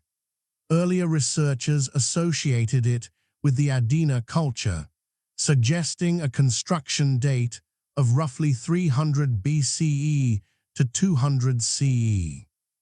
More recent radiocarbon dating of charcoal samples from the Mound has yielded dates clustering around 1070 CE, suggesting instead a Mississippian period or Fort Ancient construction date. Some researchers have proposed that the Mound may have been built in one period and then repaired or modified in another, which could account for the divergent dates. The question has not been fully resolved, and it remains an active area of research that illustrates how much our understanding of even well-known sites continues to evolve as new analytical techniques become available. What Serpent Mound represents, what it meant to the people who built it, and to the communities who maintained it over generations, we cannot say with certainty. But the care and skill evident in its construction, the way its sinuous form follows the contours of the ridge above Brush Creek, with a precision that required careful surveying, and the astronomical relationships embedded in its orientation, all speak to a community for whom this place carried profound meaning. It is, by any reasonable assessment, one of the most beautiful earthworks ever created by human hands anywhere on Earth. Across the continent, similar stories unfolded. Different peoples, different landscapes, different ceremonial traditions, but a shared impulse to shape the earth, to mark the landscape with meaning, to create places where the community could gather and the sacred could be approached. The builders left more than monuments. They left a record of human aspiration that persists long after the communities that created it have changed beyond recognition. When European explorers first began moving through the interior of North America, they encountered a landscape that was already in the process of transformation. By the time Hernando de Soto led his entrada across the southeastern United States in the early 1540s, the first documented European traverse of the region, the great Mississippian urban centers were mostly past their peaks. Cahokia had been largely abandoned for more than a century. Moundville's population had dispersed to surrounding communities. Etna had experienced cycles of occupation and abandonment.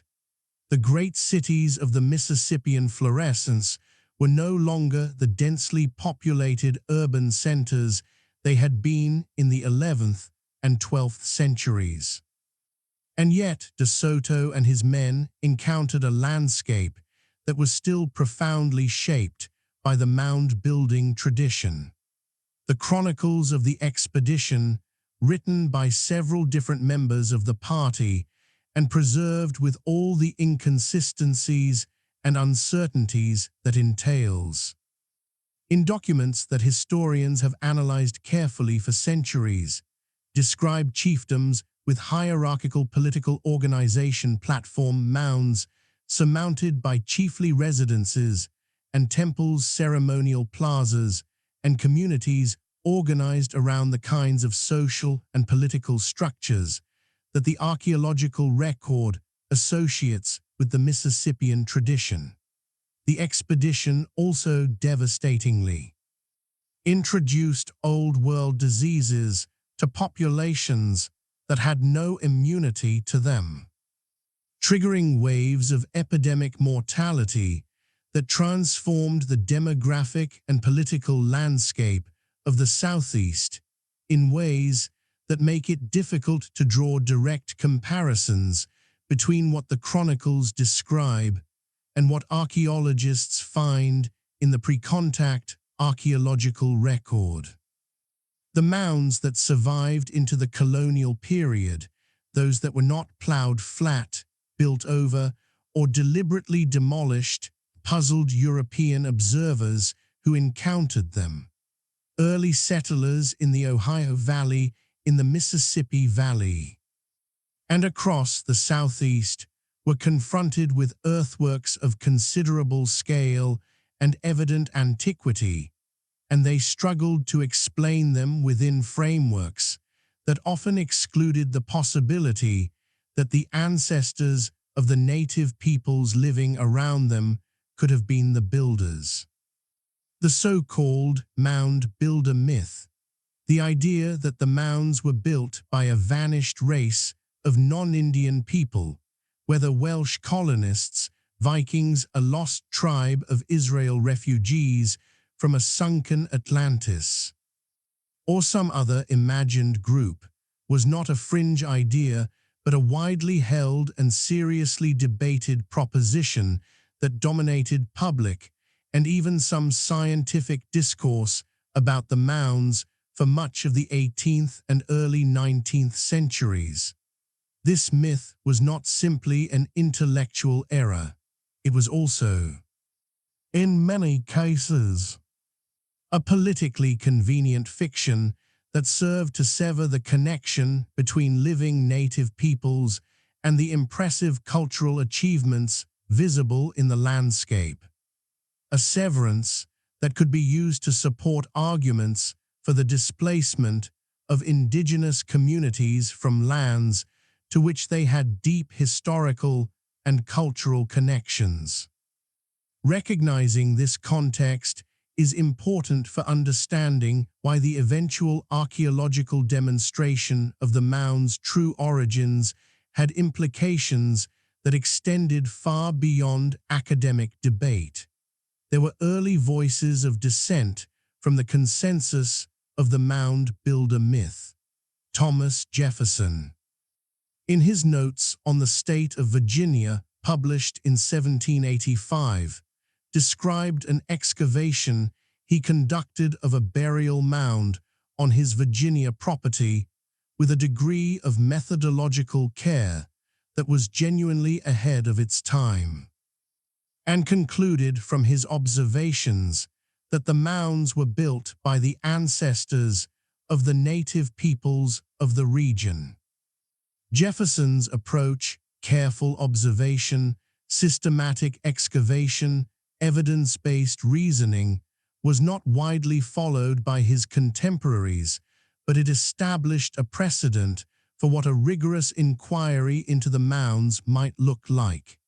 In 1848, Ephraim George Squier and Edwin Henry Davis published their landmark work, Ancient Monuments of the Mississippi Valley, the first monograph published by the newly established Smithsonian Institution, which documented hundreds of mound sites across the Ohio and Mississippi valleys with a degree of precision and geographic scope that had not previously been attempted.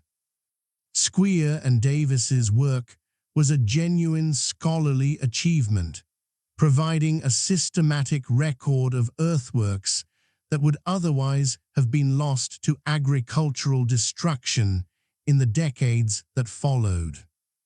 But the authors, reflecting the intellectual limitations of their era, were ambivalent about the identity of the builders, and their work was used by some readers to support continued speculation about a vanished non-Indian mound-building race. The mound builder myth was definitively challenged by the archaeological work of Cyrus Thomas, who led the Division of Mound Exploration for the Bureau of Ethnology from 1882 to 1894. Thomas's team conducted systematic investigations of hundreds of mound sites across the eastern United States, accumulating evidence that the mounds were built not by a vanished race, but by the ancestors of Native American peoples, a conclusion that Thomas presented carefully and thoroughly in his comprehensive 1894 report. Thomas's work did not immediately end popular fascination with alternative theories, and the mound builder myth in various forms has persisted in popular culture to the present day. But it shifted the consensus of professional archaeology firmly and permanently toward the evidence-based conclusion that the mounds were the work of indigenous North American peoples.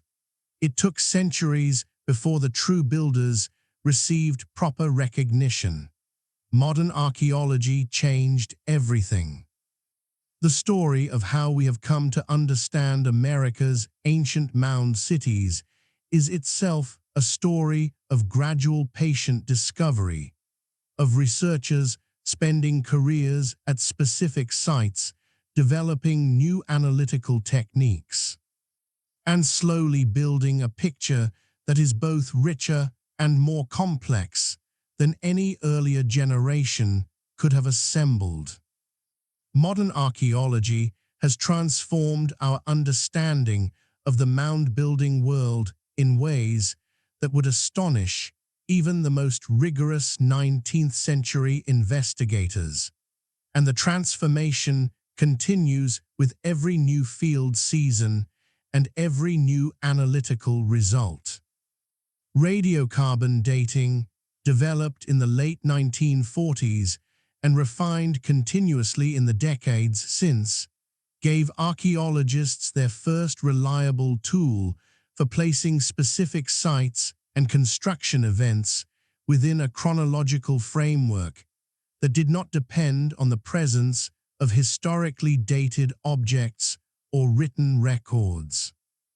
Before radiocarbon dating, the temporal relationships between different mound sites and different cultural traditions were often approximate and sometimes deeply uncertain. With it, researchers could begin to construct a detailed chronology to say not just that a particular mound was old, but when it was built, how long it was used, and how it related in time to other sites and other events.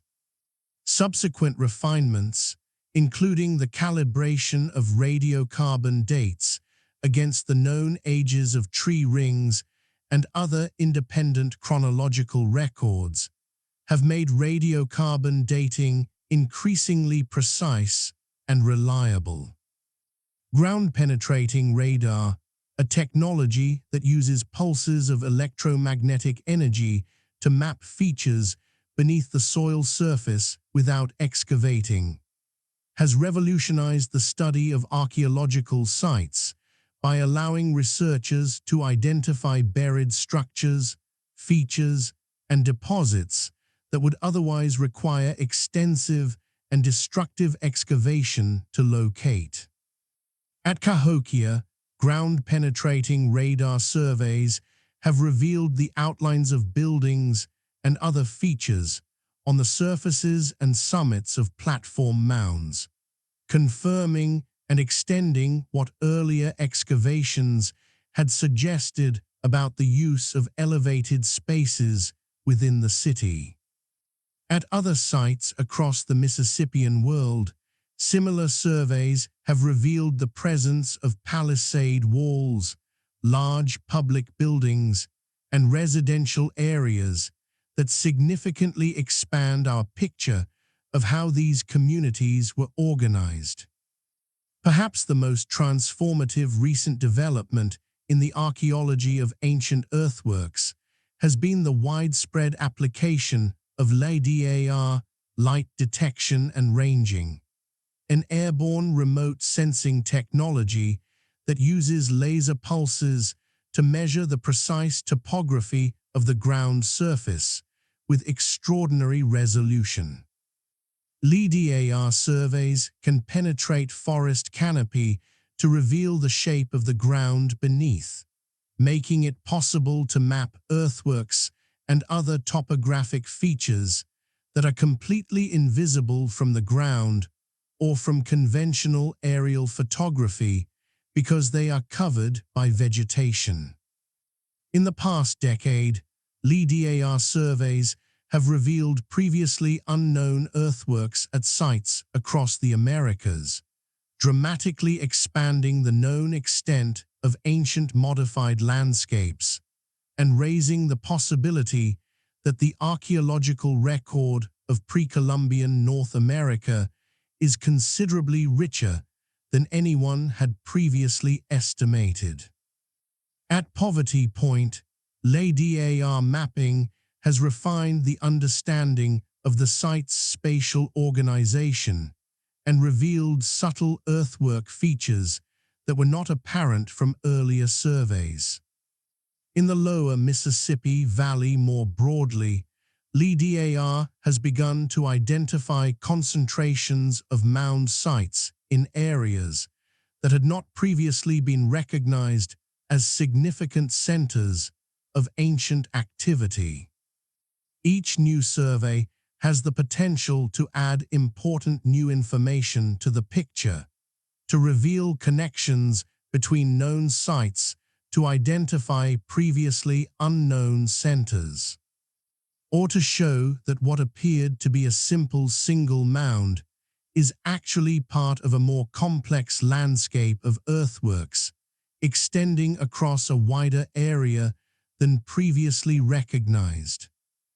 Isotopic analysis of skeletal remains, the study of the chemical signatures preserved in human bone and teeth that reflect the food, water, and environment of an individual's lifetime, has opened new possibilities for understanding the mobility and origins of individuals buried at specific sites. As we touched on earlier in discussing Cahokia, isotopic evidence has suggested that some individuals buried at major centers grew up elsewhere, pointing toward the significance of migration and pilgrimage in the social dynamics of these communities. As isotopic databases expand and analytical techniques improve, this line of research promises to yield increasingly detailed information about where people came from, how they moved through the landscape, and how the populations of major centers were constituted and maintained. Ancient DNA analysis, still in its early stages of application to North American archaeological populations, holds the potential to shed new light on questions of biological relationships between different populations, the scale and direction of population movements, and the genetic continuities and discontinuities between ancient mound-building communities and modern native peoples. This research must be conducted in close consultation with descendant communities who have legal rights and moral standing in decisions about the study of their ancestors' remains. And the ethical dimensions of ancient DNA research in North American archaeology are subjects of ongoing discussion and negotiation between researchers and indigenous nations. Many discoveries remain hidden beneath the soil. Every new season of field work, every new LiDAR survey, every new application of analytical chemistry to existing museum collections has the potential to change the picture in significant ways. The study of America's ancient mound cities is not a completed project. It is an ongoing inquiry conducted by a growing community of researchers, archaeologists, environmental scientists, geneticists, indigenous scholars, and community members who are collectively working to understand one of the most remarkable chapters in the human story. The land still has stories to tell. There is something deeply understandable about the human impulse to reach for extraordinary explanations when confronted with extraordinary achievements.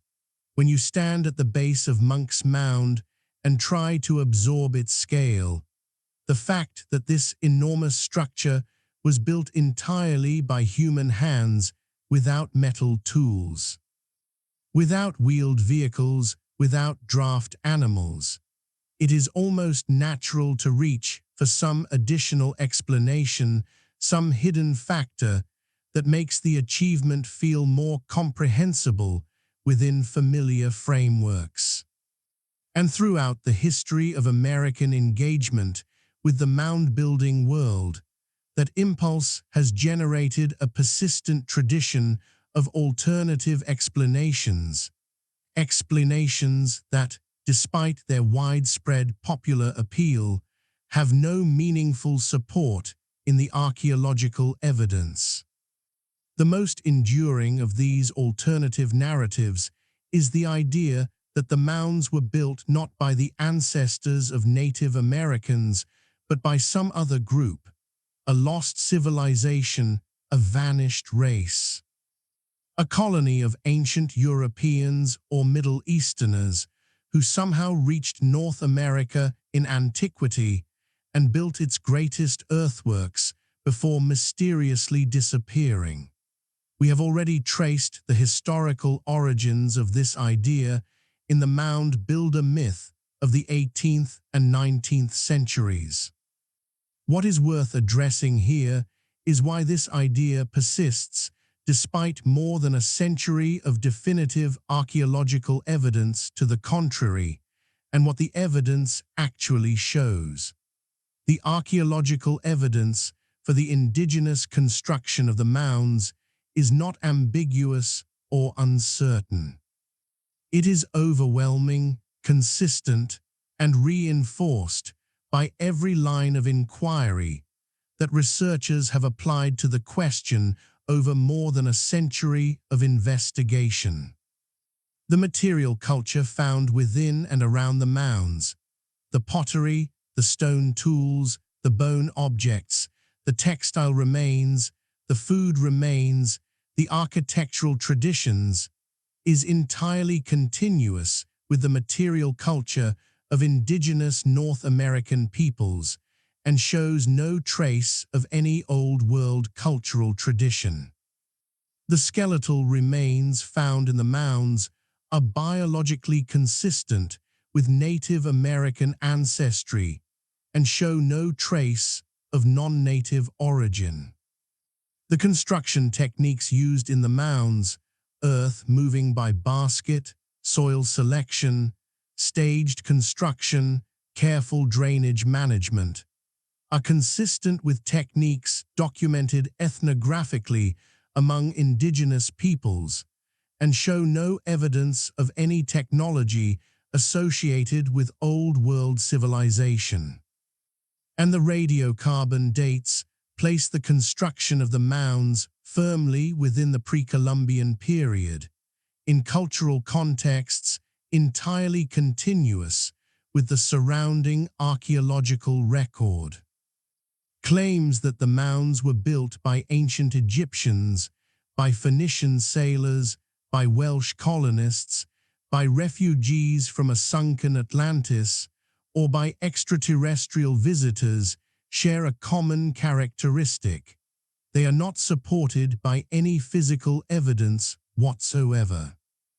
Not a single artifact of unambiguously Old World or non-terrestrial origin has ever been reliably documented from any mound site in North America.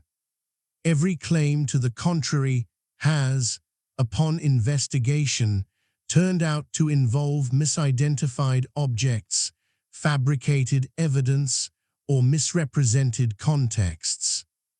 The absence of such evidence is not a gap in our knowledge waiting to be filled by future discoveries. It is a consistent and meaningful pattern. The persistence of alternative theories about the mounds reflects, in part, a broader cultural difficulty in accepting the full scope of indigenous North American achievement. When the evidence shows that the ancestors of Native Americans built one of the largest earthen monuments in the history of the world, and organized urban communities that rivaled contemporary European cities in population and complexity. These facts should be celebrated as extraordinary achievements of human ingenuity and cultural creativity. They do not require supplementation by invented explanations. They are remarkable enough on their own terms, more remarkable in many ways precisely because they were achieved by communities working within the constraints of their actual technology and social organization, rather than with hypothetical tools or knowledge from elsewhere. What does it mean that Monk's Mound was built without metal, without wheels, without draft animals? It means that tens of thousands of human beings, organized by a sophisticated social and political system, motivated by shared beliefs and a shared vision of what their community could be, moved 22 million cubic feet of earth one basketful at a time. That is not a diminished achievement requiring explanation. It is an amplified one made more impressive by its conditions rather than less. The true history of America's ancient mound cities is even more remarkable than any of the legends that have grown up around them. And that history continues today, not as a finished story, but as a living tradition, maintained by the descendants of the builders in ways that archaeology alone can never fully capture. There is a tendency in documentaries and books about ancient civilizations to speak of the people who built great monuments entirely in the past tense, as though they existed in a sealed and finished chapter of history, entirely separate from the living world around us. The mound-building peoples of North America have often been treated this way, described as though they simply vanished, leaving their earthworks behind like objects abandoned in an empty room. But this framing is not only historically inaccurate, it is in an important sense a continuation of the same misunderstanding that generated the mound builder myth in the first place. The idea that the builders and their descendants are not really here anymore, that their story belongs to archaeology rather than to living communities with their own voices, their own memories, and their own ongoing relationships with the landscapes their ancestors shaped. The reality is different, and it matters deeply. The descendants of the mound builders are present. They are citizens of federally recognized nations. They are archaeologists, historians, educators, artists, and community leaders. They maintain cultural traditions that connect them to the landscapes of their ancestors in ways that are not always visible in the archaeological record, but that are no less real for being invisible to excavation. And they have perspectives on the places we have been discussing tonight that deserve to be heard alongside, and sometimes in correction of the interpretations that academic archaeology has produced. Consider the Osage Nation, whose traditional territory encompasses much of what is today Missouri, Arkansas, Kansas, and Oklahoma, a landscape that overlaps significantly with the sphere of Cahokian influence and the broader Mississippian world. Osage oral traditions describe a complex cosmology centered on the relationships between the upper world, the lower world, and the earth that mediates between them, a framework that resonates in interesting ways with the spatial organization of Cahokian ceremonial centers, where platform mounds and plazas appear to have encoded similar ideas about cosmic structure. Whether there is a direct historical connection between Cahokian ceremonial traditions and Osage cosmology is a question that researchers and Osage scholars continue to explore together, with appropriate care and mutual respect. The Muskogee or Creek Nation, whose traditional homeland in the southeastern United States includes many of the great Mississippian mound centers of that region, including Ocmulgee, which lies within the boundaries of a national historical park in central Georgia, maintains cultural traditions and historical memories that connect their community to the landscape of their ancestors in ways both tangible and profound. The Muskogee National Council has been involved in ongoing dialogue with the National Park Service about the interpretation and management of Ocmulgee Mounds National Historical Park, advocating for an approach to the site's public presentation that honors the living cultural connections of the Muskogee people, rather than treating the site purely as an archaeological museum.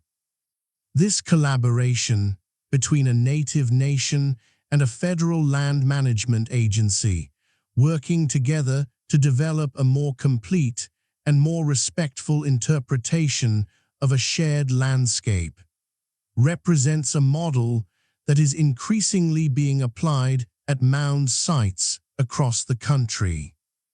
The Chickasaw Nation, the Choctaw Nation, the Cherokee Nation, the Caddo Nation, each of these communities, and many others, maintains cultural and historical connections to specific mound landscapes in the southeastern United States and beyond. These connections are expressed in different ways by different communities. Some are articulated through formal oral traditions and ceremonial practices that have been maintained across many generations. Others are expressed through the ongoing work of tribal historic preservation offices, which document and advocate for the protection of ancestral sites within their nation's traditional territories. Still others find expression in the work of native scholars and artists who engage with the history and material culture of the mound-building world as part of their own cultural and intellectual traditions. In the Midwest, the Ho-Chunk Nation, also known as the Winnebago, maintains cultural connections to the effigy mound tradition of the Great Lakes region, a tradition of building mounds in the shapes of animals and supernatural beings that flourished in what is today Wisconsin and neighboring states between roughly 600 and 1200 CE.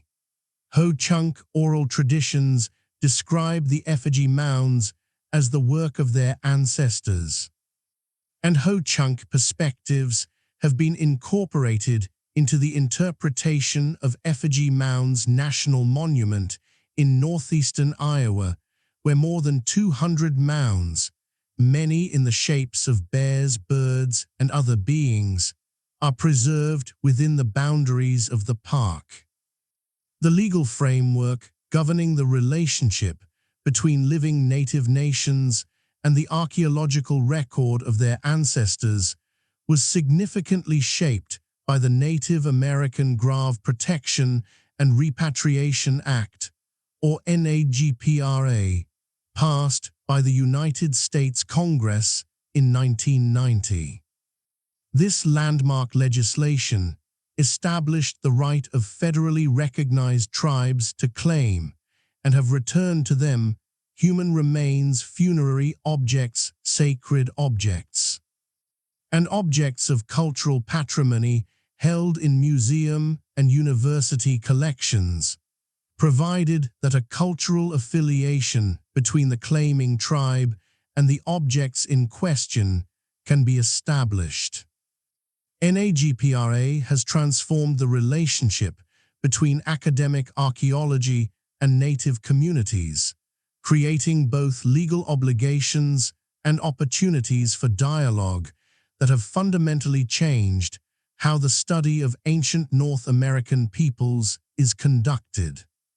The implementation of NAGPRA has not been without difficulty or controversy. Questions of cultural affiliation, how to determine which living community is the appropriate descendant of a particular ancient population, are often complex, and the answers are not always clear.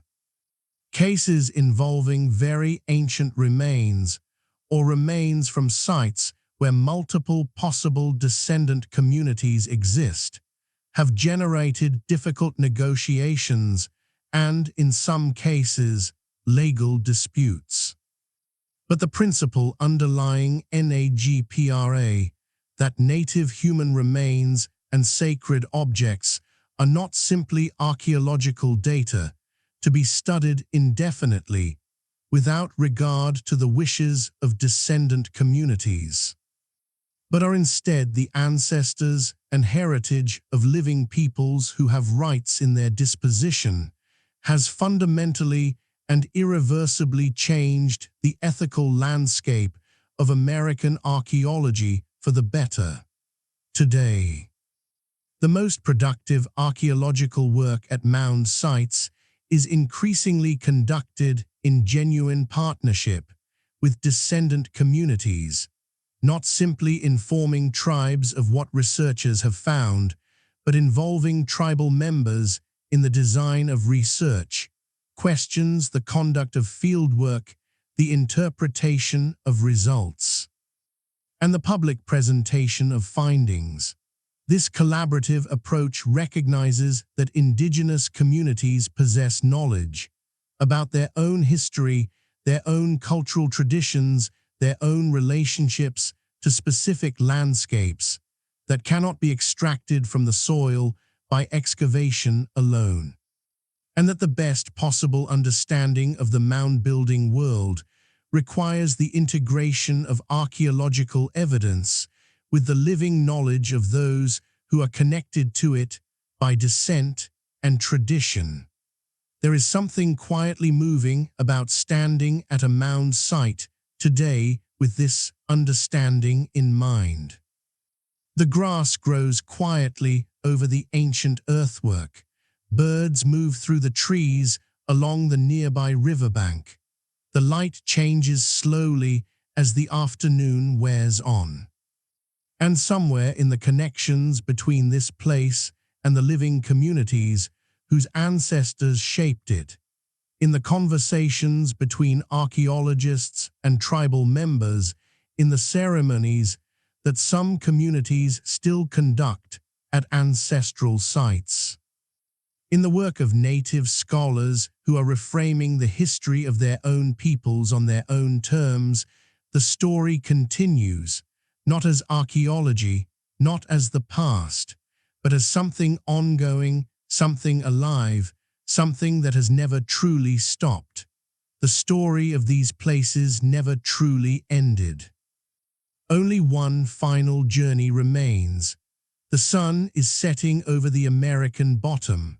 The light comes in low from the west, painting the grass on the slopes of Monk's Mound in shades of amber and gold that shift and deepen as the minutes pass.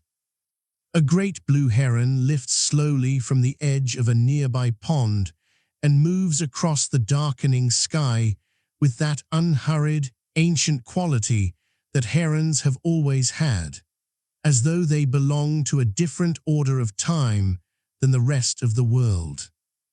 Somewhere below, the Mississippi River continues its long, slow journey to the sea, carrying with it the waters of 31 states, the sediment of a continent, and the memory of everything that has ever happened on its banks.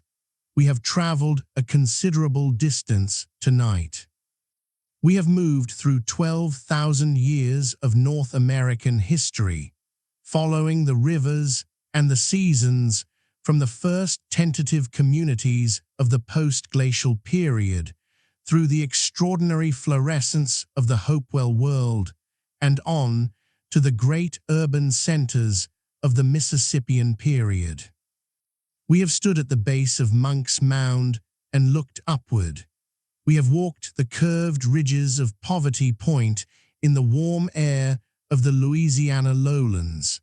We have traced the sinuous form of the great Serpent Mound across its Ohio hilltop. We have moved through the plazas of Etna and Moundville and Emerald Mound, letting the evidence speak quietly of the communities that built and used and eventually left these places. What lies beneath America's ancient mound cities?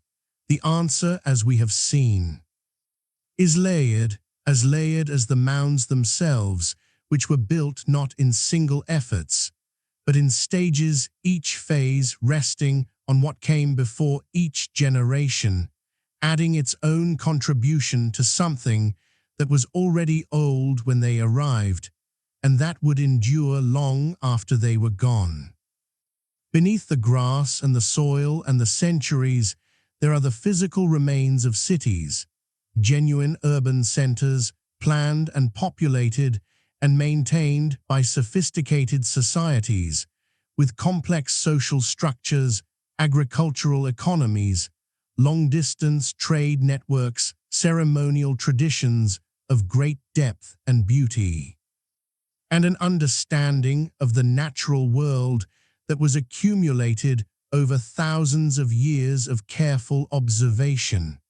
These were not simple societies. They were not primitive ones. They were human communities of extraordinary achievement, operating within the constraints of their environment and their technology and producing results that continue to command admiration from anyone who takes the time to understand what they actually accomplished. Beneath the cities, there are individual lives. The woman who shaped a ceramic vessel with her hands on a morning in October of 1100 CE, smoothing the clay with a smooth stone, adding the impressive design that marked her community's tradition, setting the finished pot beside the fire to dry before the autumn chill could crack it. The child who ran across the central plaza at Cahokia on a summer afternoon, dodging around the legs of adults gathered for a ceremony whose significance he did not yet fully understand, but whose sounds and colors and smells were already becoming part of his deepest sense of what the world was like. The man who carried a basket of earth up the slope of a growing mound on a spring morning, adding his small contribution to something that would still be standing 1,000 years after every memory of his name had faded from the earth. These individual lives are mostly invisible to archaeology. They left traces, a broken tool, a food remains, the circular stain of a rotted post in the dark soil, but they did not leave names or faces or the kind of detailed personal record that allows us to know them as individuals. This is one of the genuine losses of history, and it deserves to be acknowledged. The mound-building world was populated by millions of individual human beings across thousands of years, each of them a complete person with a full inner life, with relationships and memories and hopes and griefs and moments of ordinary joy that were no less real for being unrecorded. We cannot recover those lives, but we can remember that they existed. Beneath the individual lives, there are questions. Archaeology has answered many of them, questions about who built the mounds, when, and how. Questions about what people ate and how they organized their communities, and what objects they valued, and how far their trade connections reached. questions about the astronomical knowledge embedded in the geometry of their earthworks and the environmental pressures that may have contributed to the decline of their greatest cities. These answers represent genuine achievements of human knowledge, accumulated through generations of careful scholarly work, and they have transformed our understanding of the North American past in ways that continue to reverberate through multiple academic disciplines. But other questions remain open, honestly, genuinely open, in ways that are not a failure of research, but an invitation to continued inquiry. We do not know, with any certainty, what Cahokia's leaders called themselves or what they believed about the nature of their authority. We do not know what language or languages were spoken at Cahokia's peak, or what the city's own residents called the place where they lived. We do not know the precise sequence of events that led to the city's depopulation, or the degree to which that depopulation was experienced as catastrophic by those who lived through it, or simply as one of the gradual shifts that communities make in response to changing circumstances. We do not know what proportion of the earthworks that once existed across North America have been destroyed by agriculture, construction, and erosion, and what proportions still lie unrecognized beneath ordinary-looking fields and forests and suburban landscapes. We do not fully know, and perhaps we never will, what it felt like to stand in the central plaza of Cahokia on a winter solstice morning as the sun rose over the summit of Monk's Mound, with thousands of people gathered around you. The cold air carrying the smell of wood smoke and frost, and the particular quality of light that belongs only to that moment of the year. We can reconstruct the physical setting with increasing precision. We can understand something of the ceremonial context. But the interior experience, what moved through the minds and hearts of the people who were there, is beyond the reach of any instrument we possess. And perhaps that is as it should be. Perhaps the persistence of mystery, genuine mystery, grounded in honest acknowledgement of what we do not know rather than manufactured from exaggeration or distortion, is part of what makes these places continue to matter. The mounds endure not only as archaeological sites, but as places of ongoing significance, where the distance between the present and the deep past seems, for a moment, to compress into something almost tangible.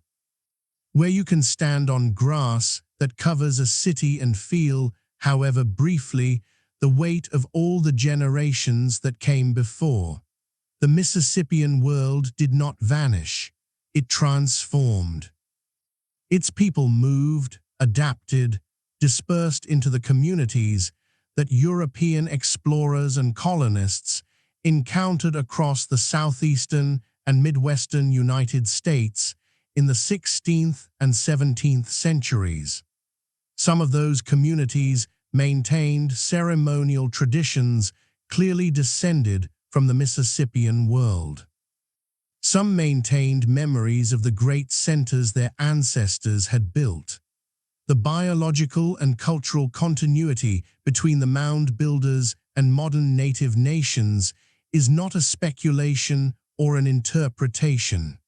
It is a fact, supported by archaeological, historical, genetic, and living cultural evidence.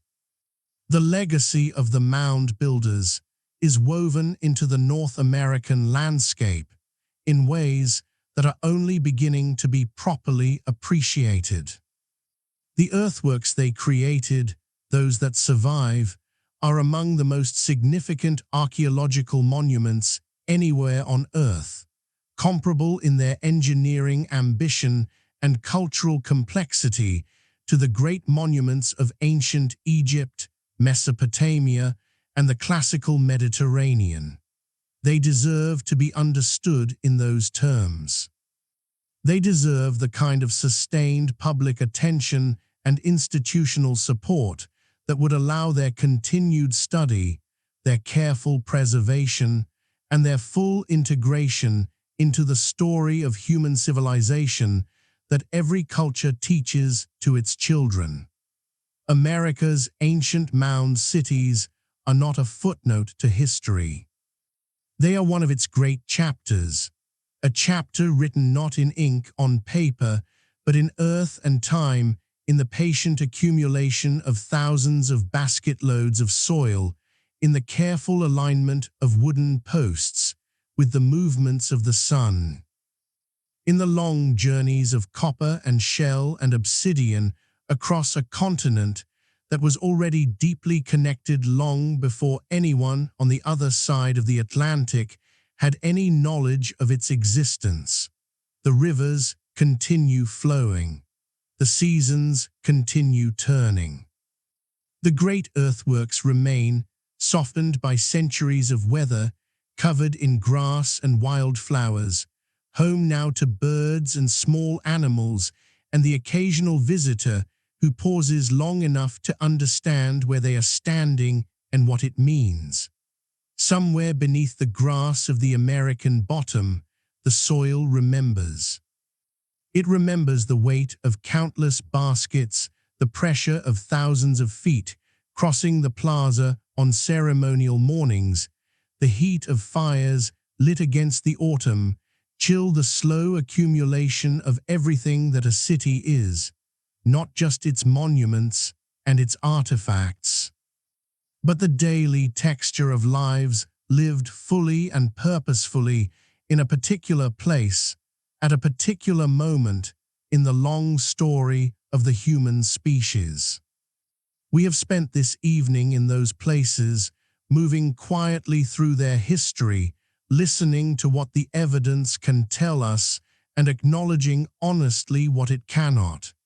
It has been, I hope, a gentle journey, one that leaves you not with the restless feeling of unsolved puzzles, but with something closer to the quiet satisfaction of having spent time in the company of remarkable human achievement, and of having given proper attention to a chapter of America's past that deserves far more recognition than it typically receives. The mound builders knew how to shape the earth. They knew how to watch the sky. They knew how to build communities that endured for centuries and connected people across distances that we still find impressive even in an age of instant communication. They knew how to create places that carried meaning, places where the ordinary and the sacred were not separate categories, but a single, unified experience of being alive in a particular landscape at a particular moment in time. That is not a small thing. That is, in fact, one of the most important things that human beings have ever done, anywhere, in any era of history. The evening light is fading now over Monk's Mound. The heron has found its roost somewhere along the river. The first stars are appearing in the darkening sky to the east, the same stars that Cahokian astronomers tracked from their Woodhenge circles more than 1,000 years ago, the same stars that rose over Poverty Point when its enormous ridges were still new. The same stars that were reflected in the still waters of the river valleys where the first mound builders looked up from their work and considered the world around them with the particular quality of attention that is the beginning of all great human achievement. The mounds are quiet now.